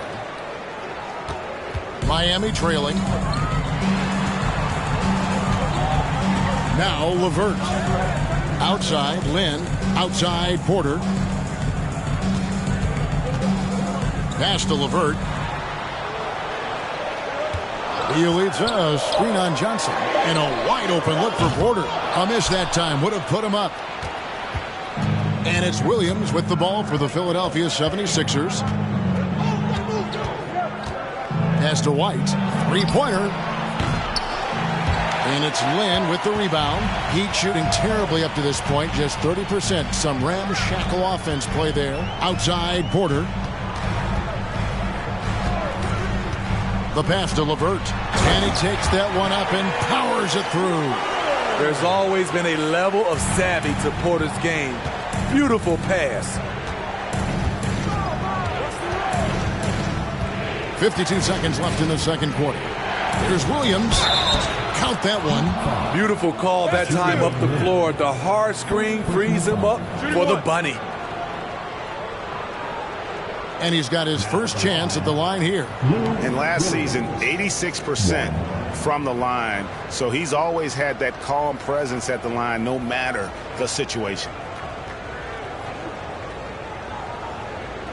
One shot.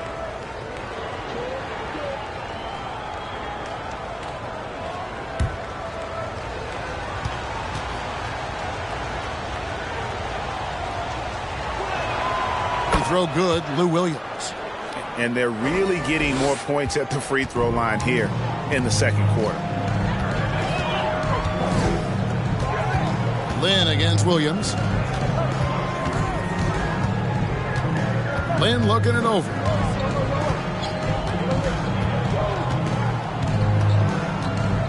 Just 5 on the clock. And the rejection by Jackson.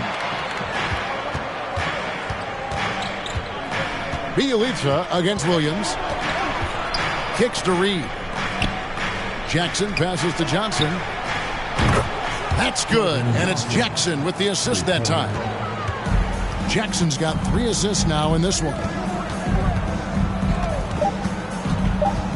Lynn with it from deep. And he was able to put it up in time, but doesn't fall. And that'll do it for the first half. A competitive game so far. 76ers on top, up by 5. And now let's catch up with David Aldridge, who's standing by. All right, David, thank you. And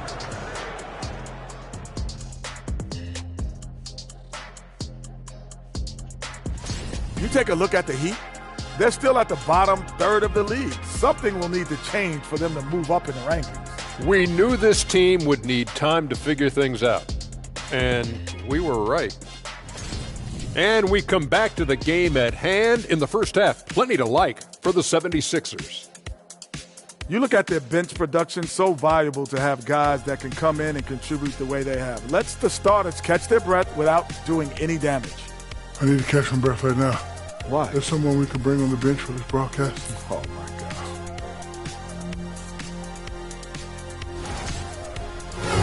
And that's all for us. Now it's time to send it back to Kevin Harlan for the beginning of the third quarter.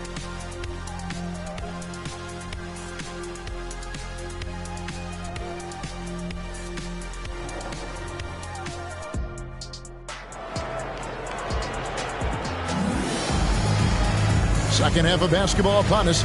We may be in for an exciting finish based on how close of a game it's been so far.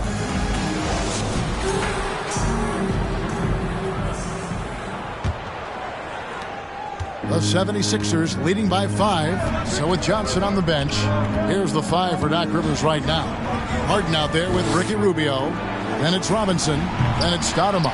And it's Johnson in at the 3, the small forward. Outside, Lynn.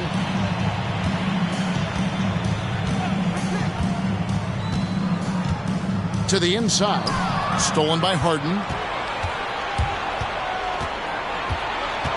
He lobs up the alley-oop pass, and it's Stoudemire with the jam.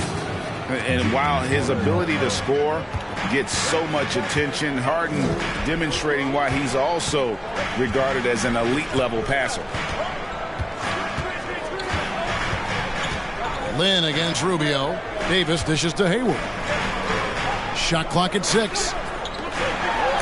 And the rejection by Stoudemire. And I love the effort on defense from Stoudemire. More than capable of coming up with a big-time block on that play. Harden can't hit. The Heat trail by 7. LaVine wide open. Yes! And a nice assist from Lynn. Levine's got 5 now. High offensive IQ. He makes great reads and adjustments on the fly. That's 1 for their first 4 to start the second half. Lynn with it, and it's Harden picking him up, and Davis can't get it to go. Well, that alley-oop attempt, a case of what could have been, just didn't finish the play. You know, this is something you practice over and over again. I'm surprised they couldn't execute. Robinson kicks to Rubio. Stoudemire setting the pick for Rubio. The 76ers again can't hit it. Yeah, this is turning into a slow start here in the second half. Seems like they left that offense in the locker room. Passes it to Levine. Williams sends a screen for Levine. Over Harden. That one off the back iron and out. The struggle is real. He's been way off with his shot all evening long. And the call on the shot sends him to the line. It's on Robert Williams. And just so difficult to guard the beard without fouling. Harden is constantly seeking out contact.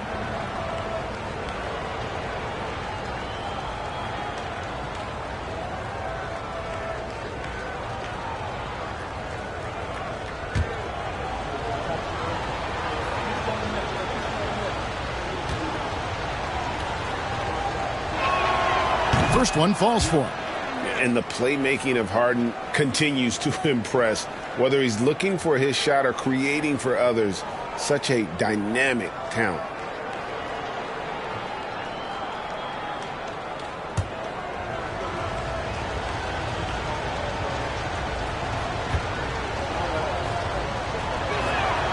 Harden hits them both. And at the line, it's all about consistency with him. His routine, his stroke, it never wavers. Rubio against Lynn. Looking to get it going. And the layup is good. Lynn's got 5 points so far. And Lynn is just fearless, always looking to get as close to the bucket as he can. And Philadelphia calls time here. Here's a look at the stats for Robinson. A very nice season for him last year. 3rd in blocks. And he was among the top 20 rebounders in the league. Never shy about throwing his weight around in the paint. And you don't finish top 3 in blocks unless you're truly inspired. He combined supreme hustle with keen awareness. You've got to love this guy. And foul on the shot, so he'll get a chance at the line. Oh, that's not a great foul. For Rubio's career, shoots well over 80% from the line.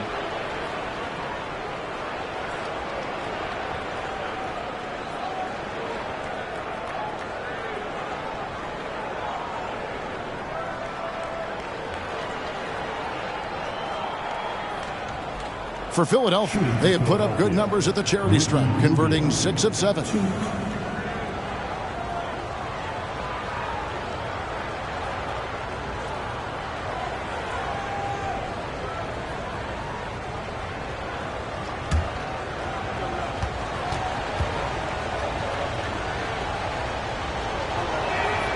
And he makes the first. And it's been an outstanding game for them at the free throw line, not missing their chances when they get them.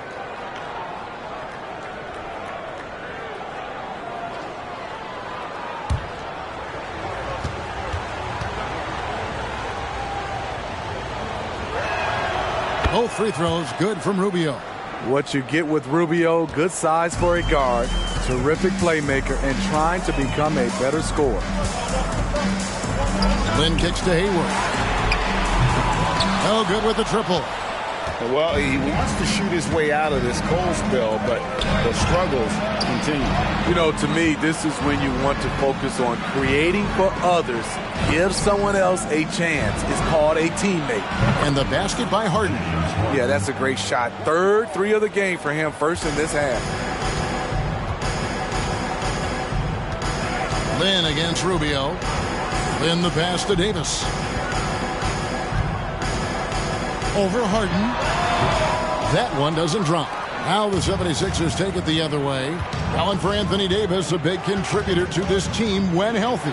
Kevin, AD does everything on the court that you ask of him. He can defend in space and guard just about anybody. Along with being a force on the offensive side, he's a terrific talent. Outside, Lynn. Clock at 4. Williams, a screen on Rubio. Here's Lynn. Here's Williams. Robinson with the block. And he recovers it. Williams has a screen for Levine. Back to Williams. They shoot again. He lays it in. Williams has got his second bucket of the night. The defense playing Zach to score. He doesn't force it, just drops it off to the roller. Harden outside, takes a 3. Hayward grabs the board. Rare you'll see him miss such an open look. Inside, and finished off by Williams. And didn't do anything fancy there, but didn't need to. Nope, his only concern right now is getting the points on the board, and I don't mean style points. Harden outside, it's up a 3. That's good, it's Rubio with the assist. 3 points. Rubio's got his 5th assist in this one. Now a timeout called by Miami. And just trying to get some traction offensively. Boy, it hasn't been pretty. You know, this is a good time to maybe switch up your strategy a little bit. You can't keep doing what you're doing and expect a different result. And a new group getting ready for Miami. Williams, he's checked in for Davis. Bielitsa comes in for Williams. Levert's checked in for Zach LaVine. And Daniels subbed in for Jeremy Lin. And the 76ers will go for a different look here. Reedy's checked in for Robinson. Jackson comes in for Amari Stoudemire. Johnson's checked in for Johnson. Lou Williams is subbed in for Ricky Rubio. And here is Johnson. He has 6. Pass to Reed.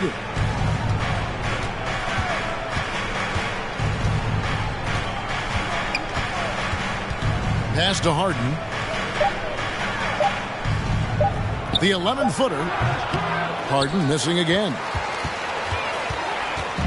And so Levert will bring it up for Miami, trailing by 5. And here's Bielitsa for 3. Rebound by Williams. Williams has got rebound number 5 here tonight. Dishes to Harden.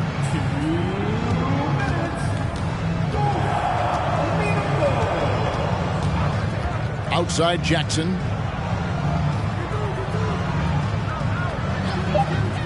Philadelphia needs to get a shot off. Johnson, a wide open look. That's good. And it's Jackson with the assist that time. Jackson's got 4 assists now tonight. Hayward outside. Rebound by the 76ers. Harden dishes to Williams. Back to Harden. And Harden with the stuff. You know, and with how deliberate he can be, Harden still can surprise defenders with that burst, that underrated vertical that he possesses. Hayward outside. Over Johnson. And again, it's the Heat missing. To me, there's a fine line between being aggressive and just flat out forcing it. His inability to make shots right now is sinking the ship. This is what we talk about, valuing each possession, avoiding those kinds of mistakes. And some changes here for the Heat. Anthony Davis is checked in for Williams. Porter comes in for Bielitsa. And it's Jeremy Lin in for Levert. And Philadelphia will go for a different look here. Mitchell Robinson's checked in for Reed. Stoudemire comes in for Jackson. Cameron Johnson's checked in for Johnson. And Ricky Rubio subbed in for Williams. Even though Hayward's improved from beyond the arc, you see the natural inclination from mid-range. In the corner, Harden. Over Daniels. And that one is off. And the Heat going the other way now. Outside, Lynn. Loads it up for Davis. And it's Davis finishing it off. And really, Lynn has a terrific feel for this offense. Just seems to know whenever one of his guys is open. 3 seconds separate the shot clock and game clock. Knocked away. Rubio right side. There's the dish to Robinson. 2 free throws coming up, and they call the shooting foul. First trip to the free throw line for him in this one. And not the guy you want to see at the line too often. Season numbers has him in the bottom tier of the league.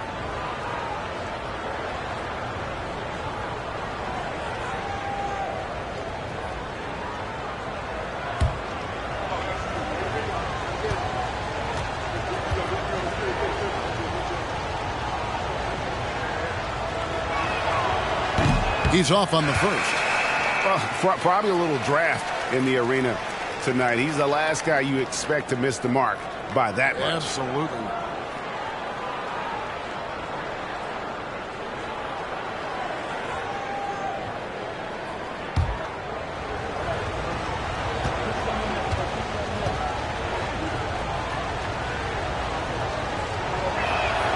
He hits the second from the line. 8 seconds left here in the third quarter. Outside, Lynn. Terrific defense by Ricky Rubio. You can make the case that he should be given more credit at that end. James Harden getting it done for Philadelphia. He got into double digits for the quarter with 10 points total. Right back after this break.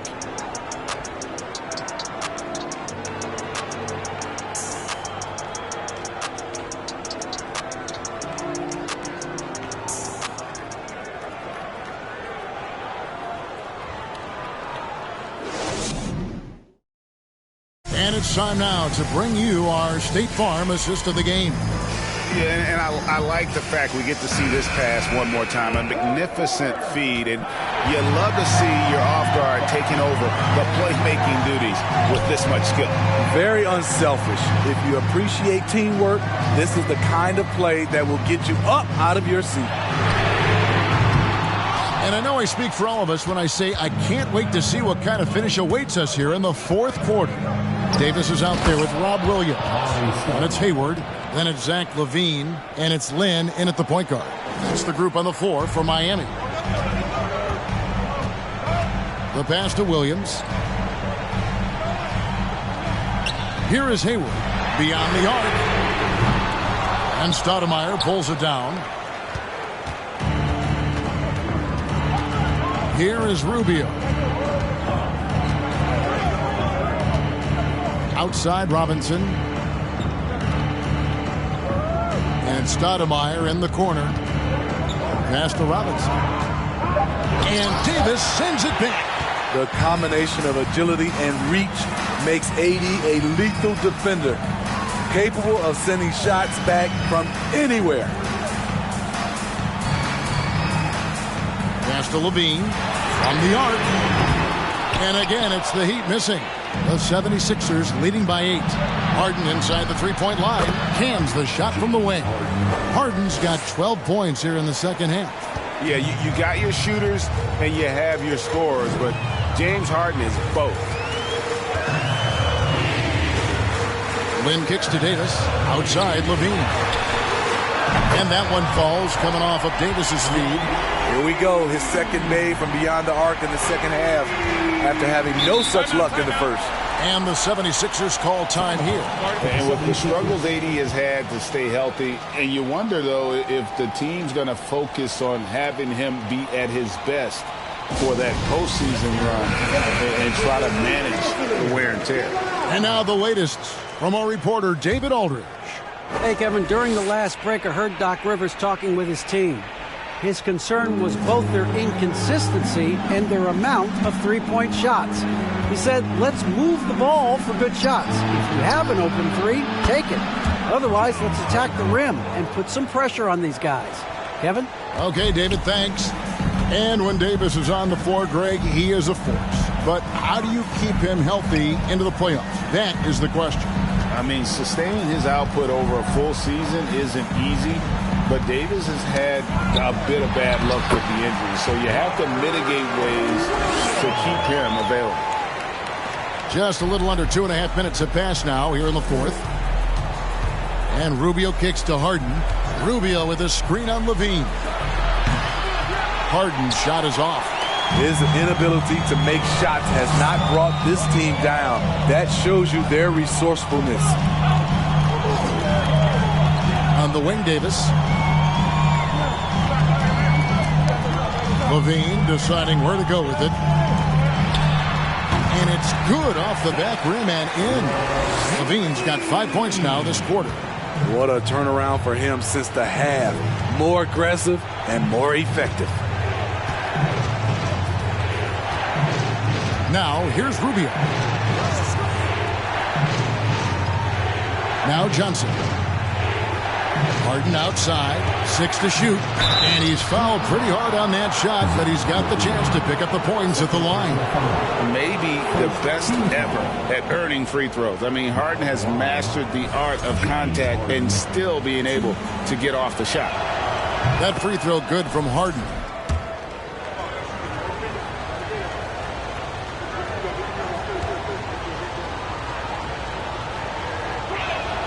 And both free throws good for James Harden. See, now he's getting defenders back on their heels a little bit, getting to the foul line here in the second half. Lynn against Rubio. Outside, Lynn. Williams sets a screen for Lynn, looking to end his cold spell, and that's 2 points on the layup. And Lynn plays with a real edge. When he's driving inside, he looks determined to beat everyone to the basket. And he's going up for the alley-oop. Rubio against Hayward. Right side, Lynn. He dishes it to Levine.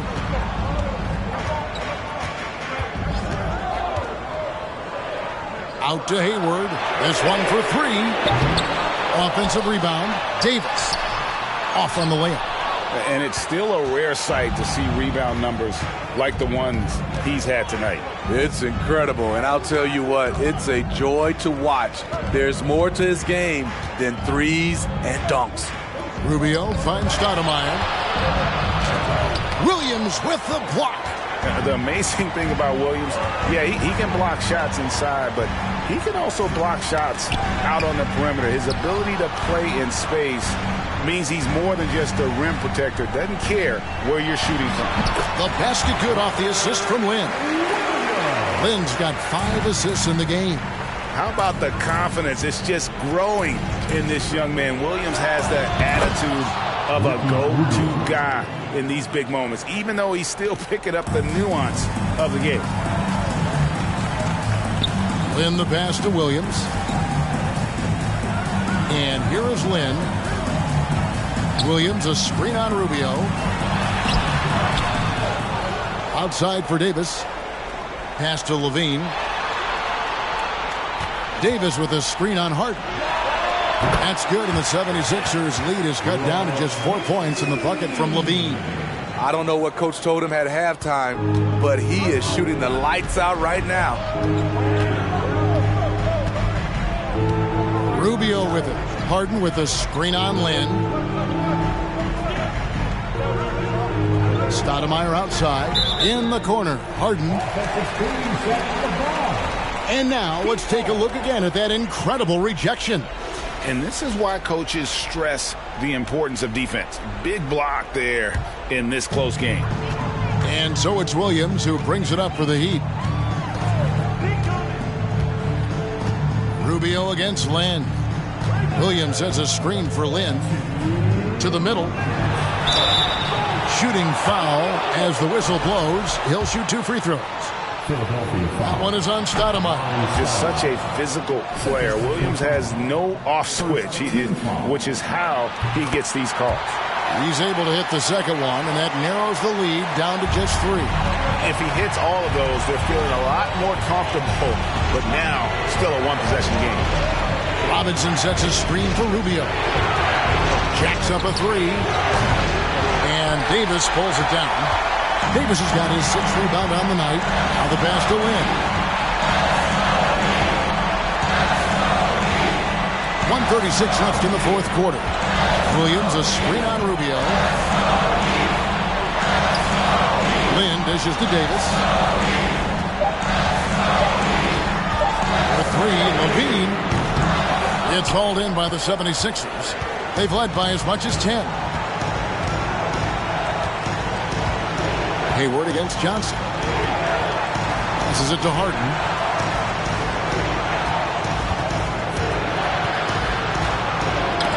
And Davis sends it back.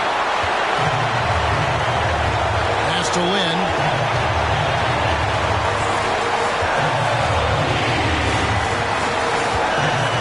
Davis with a screen on Rubio. Lynn. Good.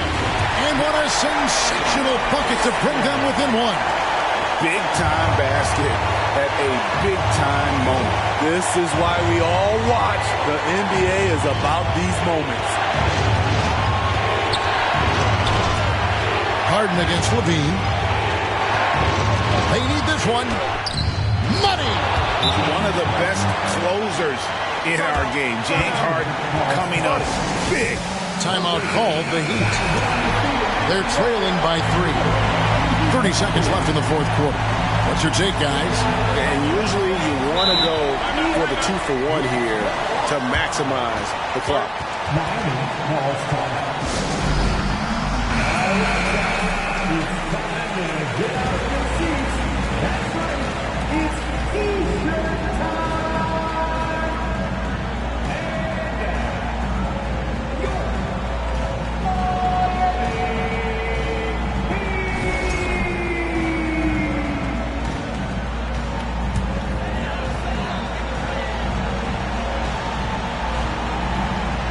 Here's Lynn.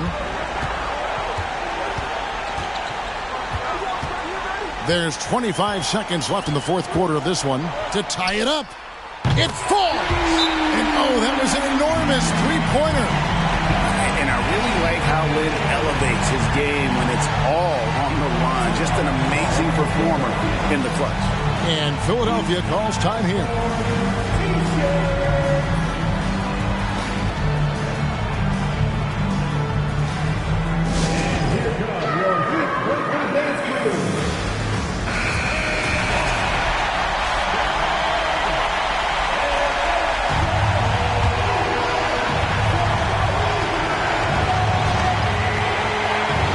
Up top, guarded by Levine.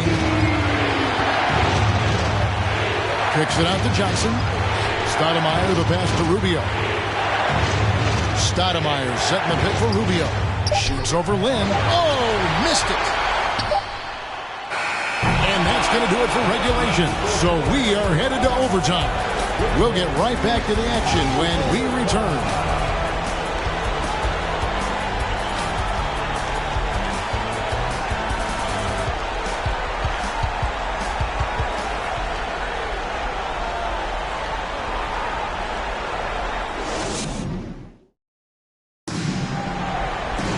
And now we get set for overtime in what has been a stirring contest. Here we go.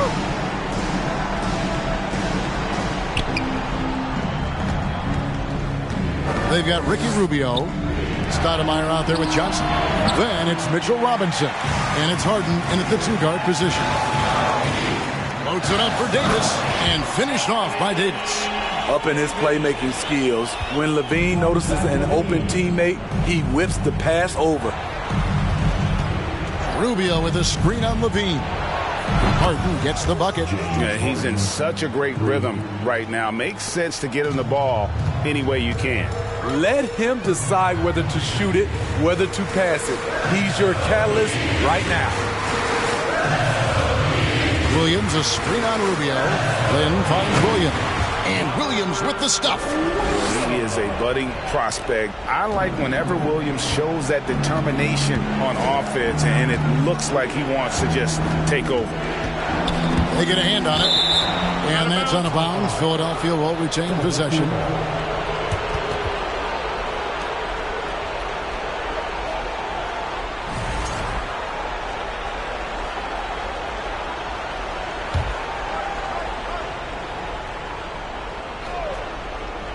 Great action here if you're just joining us about 1 minute into OT. Stoudemire, the pass to Johnson. Just 5 to shoot. Baseline try. Misses off the right iron. The Heat with the lead. And here is Lynn. Outside Williams. Outside Lynn. Davis setting the pick for Lynn. It's hauled in by the 76ers.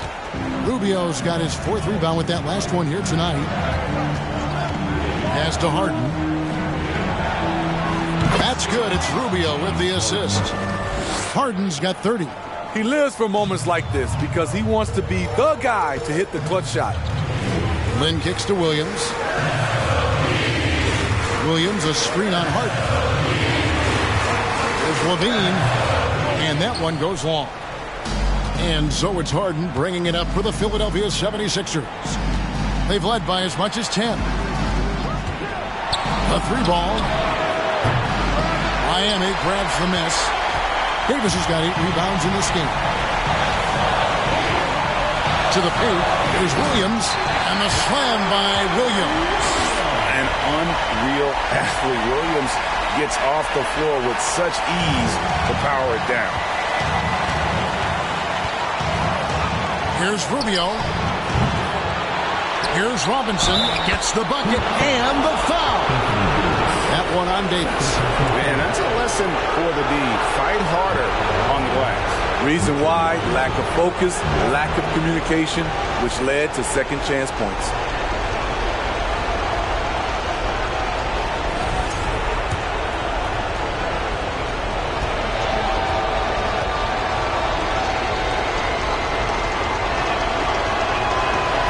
And the free throw, no good. For Miami, they've gone 3 for 5 for their shot since we got started here in overtime. Then the pass to Levine. Outside, Davis. That's good, and it's Levine with the assist. Davis has got the lead up to 2 now for Miami. This just in. AD is not going to buckle up and fold. He's unafraid of the moment. Robinson sets a screen for Rubio. Levine against Harden.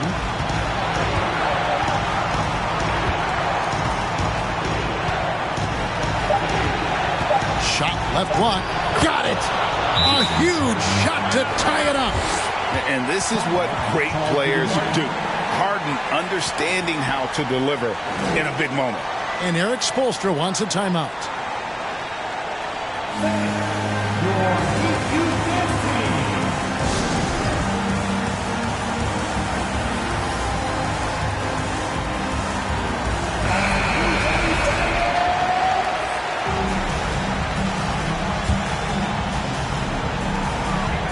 Lobs it up for Levine. Money! The coaching staff needs Zach Levine to perform at his best when it matters, and he did it. And the 76ers call time here. They're behind by 2. There's 49 seconds left in the first overtime. Here's Harden. Stoudemire with a screen on Levine. And the great shooters know when they've got enough opening to go for the 3. I didn't think it was a bad choice on that possession. And this is why they turn to Levine. What a shot. Come through in a big way. We've got a 9-second difference between the shot clock and the game clock. Stolen away. Nice job to interrupt the alley-oop attempt there. And now we've got the intentional foul. First personal foul. First team foul.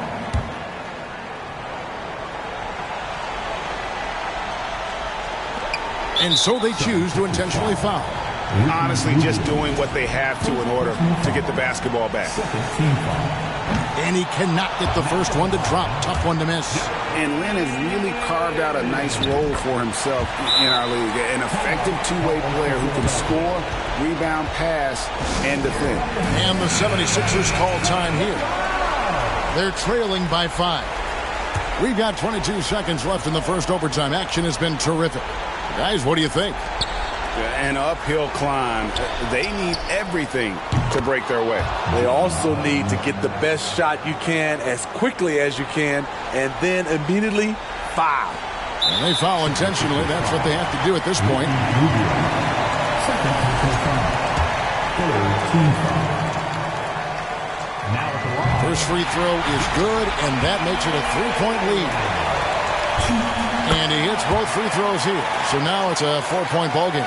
Wow, I tell you what, those free throws will give them some much-needed breathing room. 2-possession game now. And now they decide to foul intentionally. You have to foul, but I'm sure they would have liked to foul someone different. Number 4. Now at the line, Zach LaVine.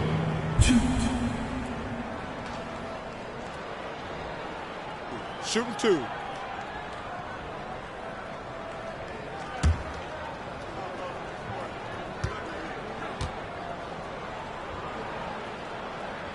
And no good as the first free throw missing for him. We'll see if he can nail the second.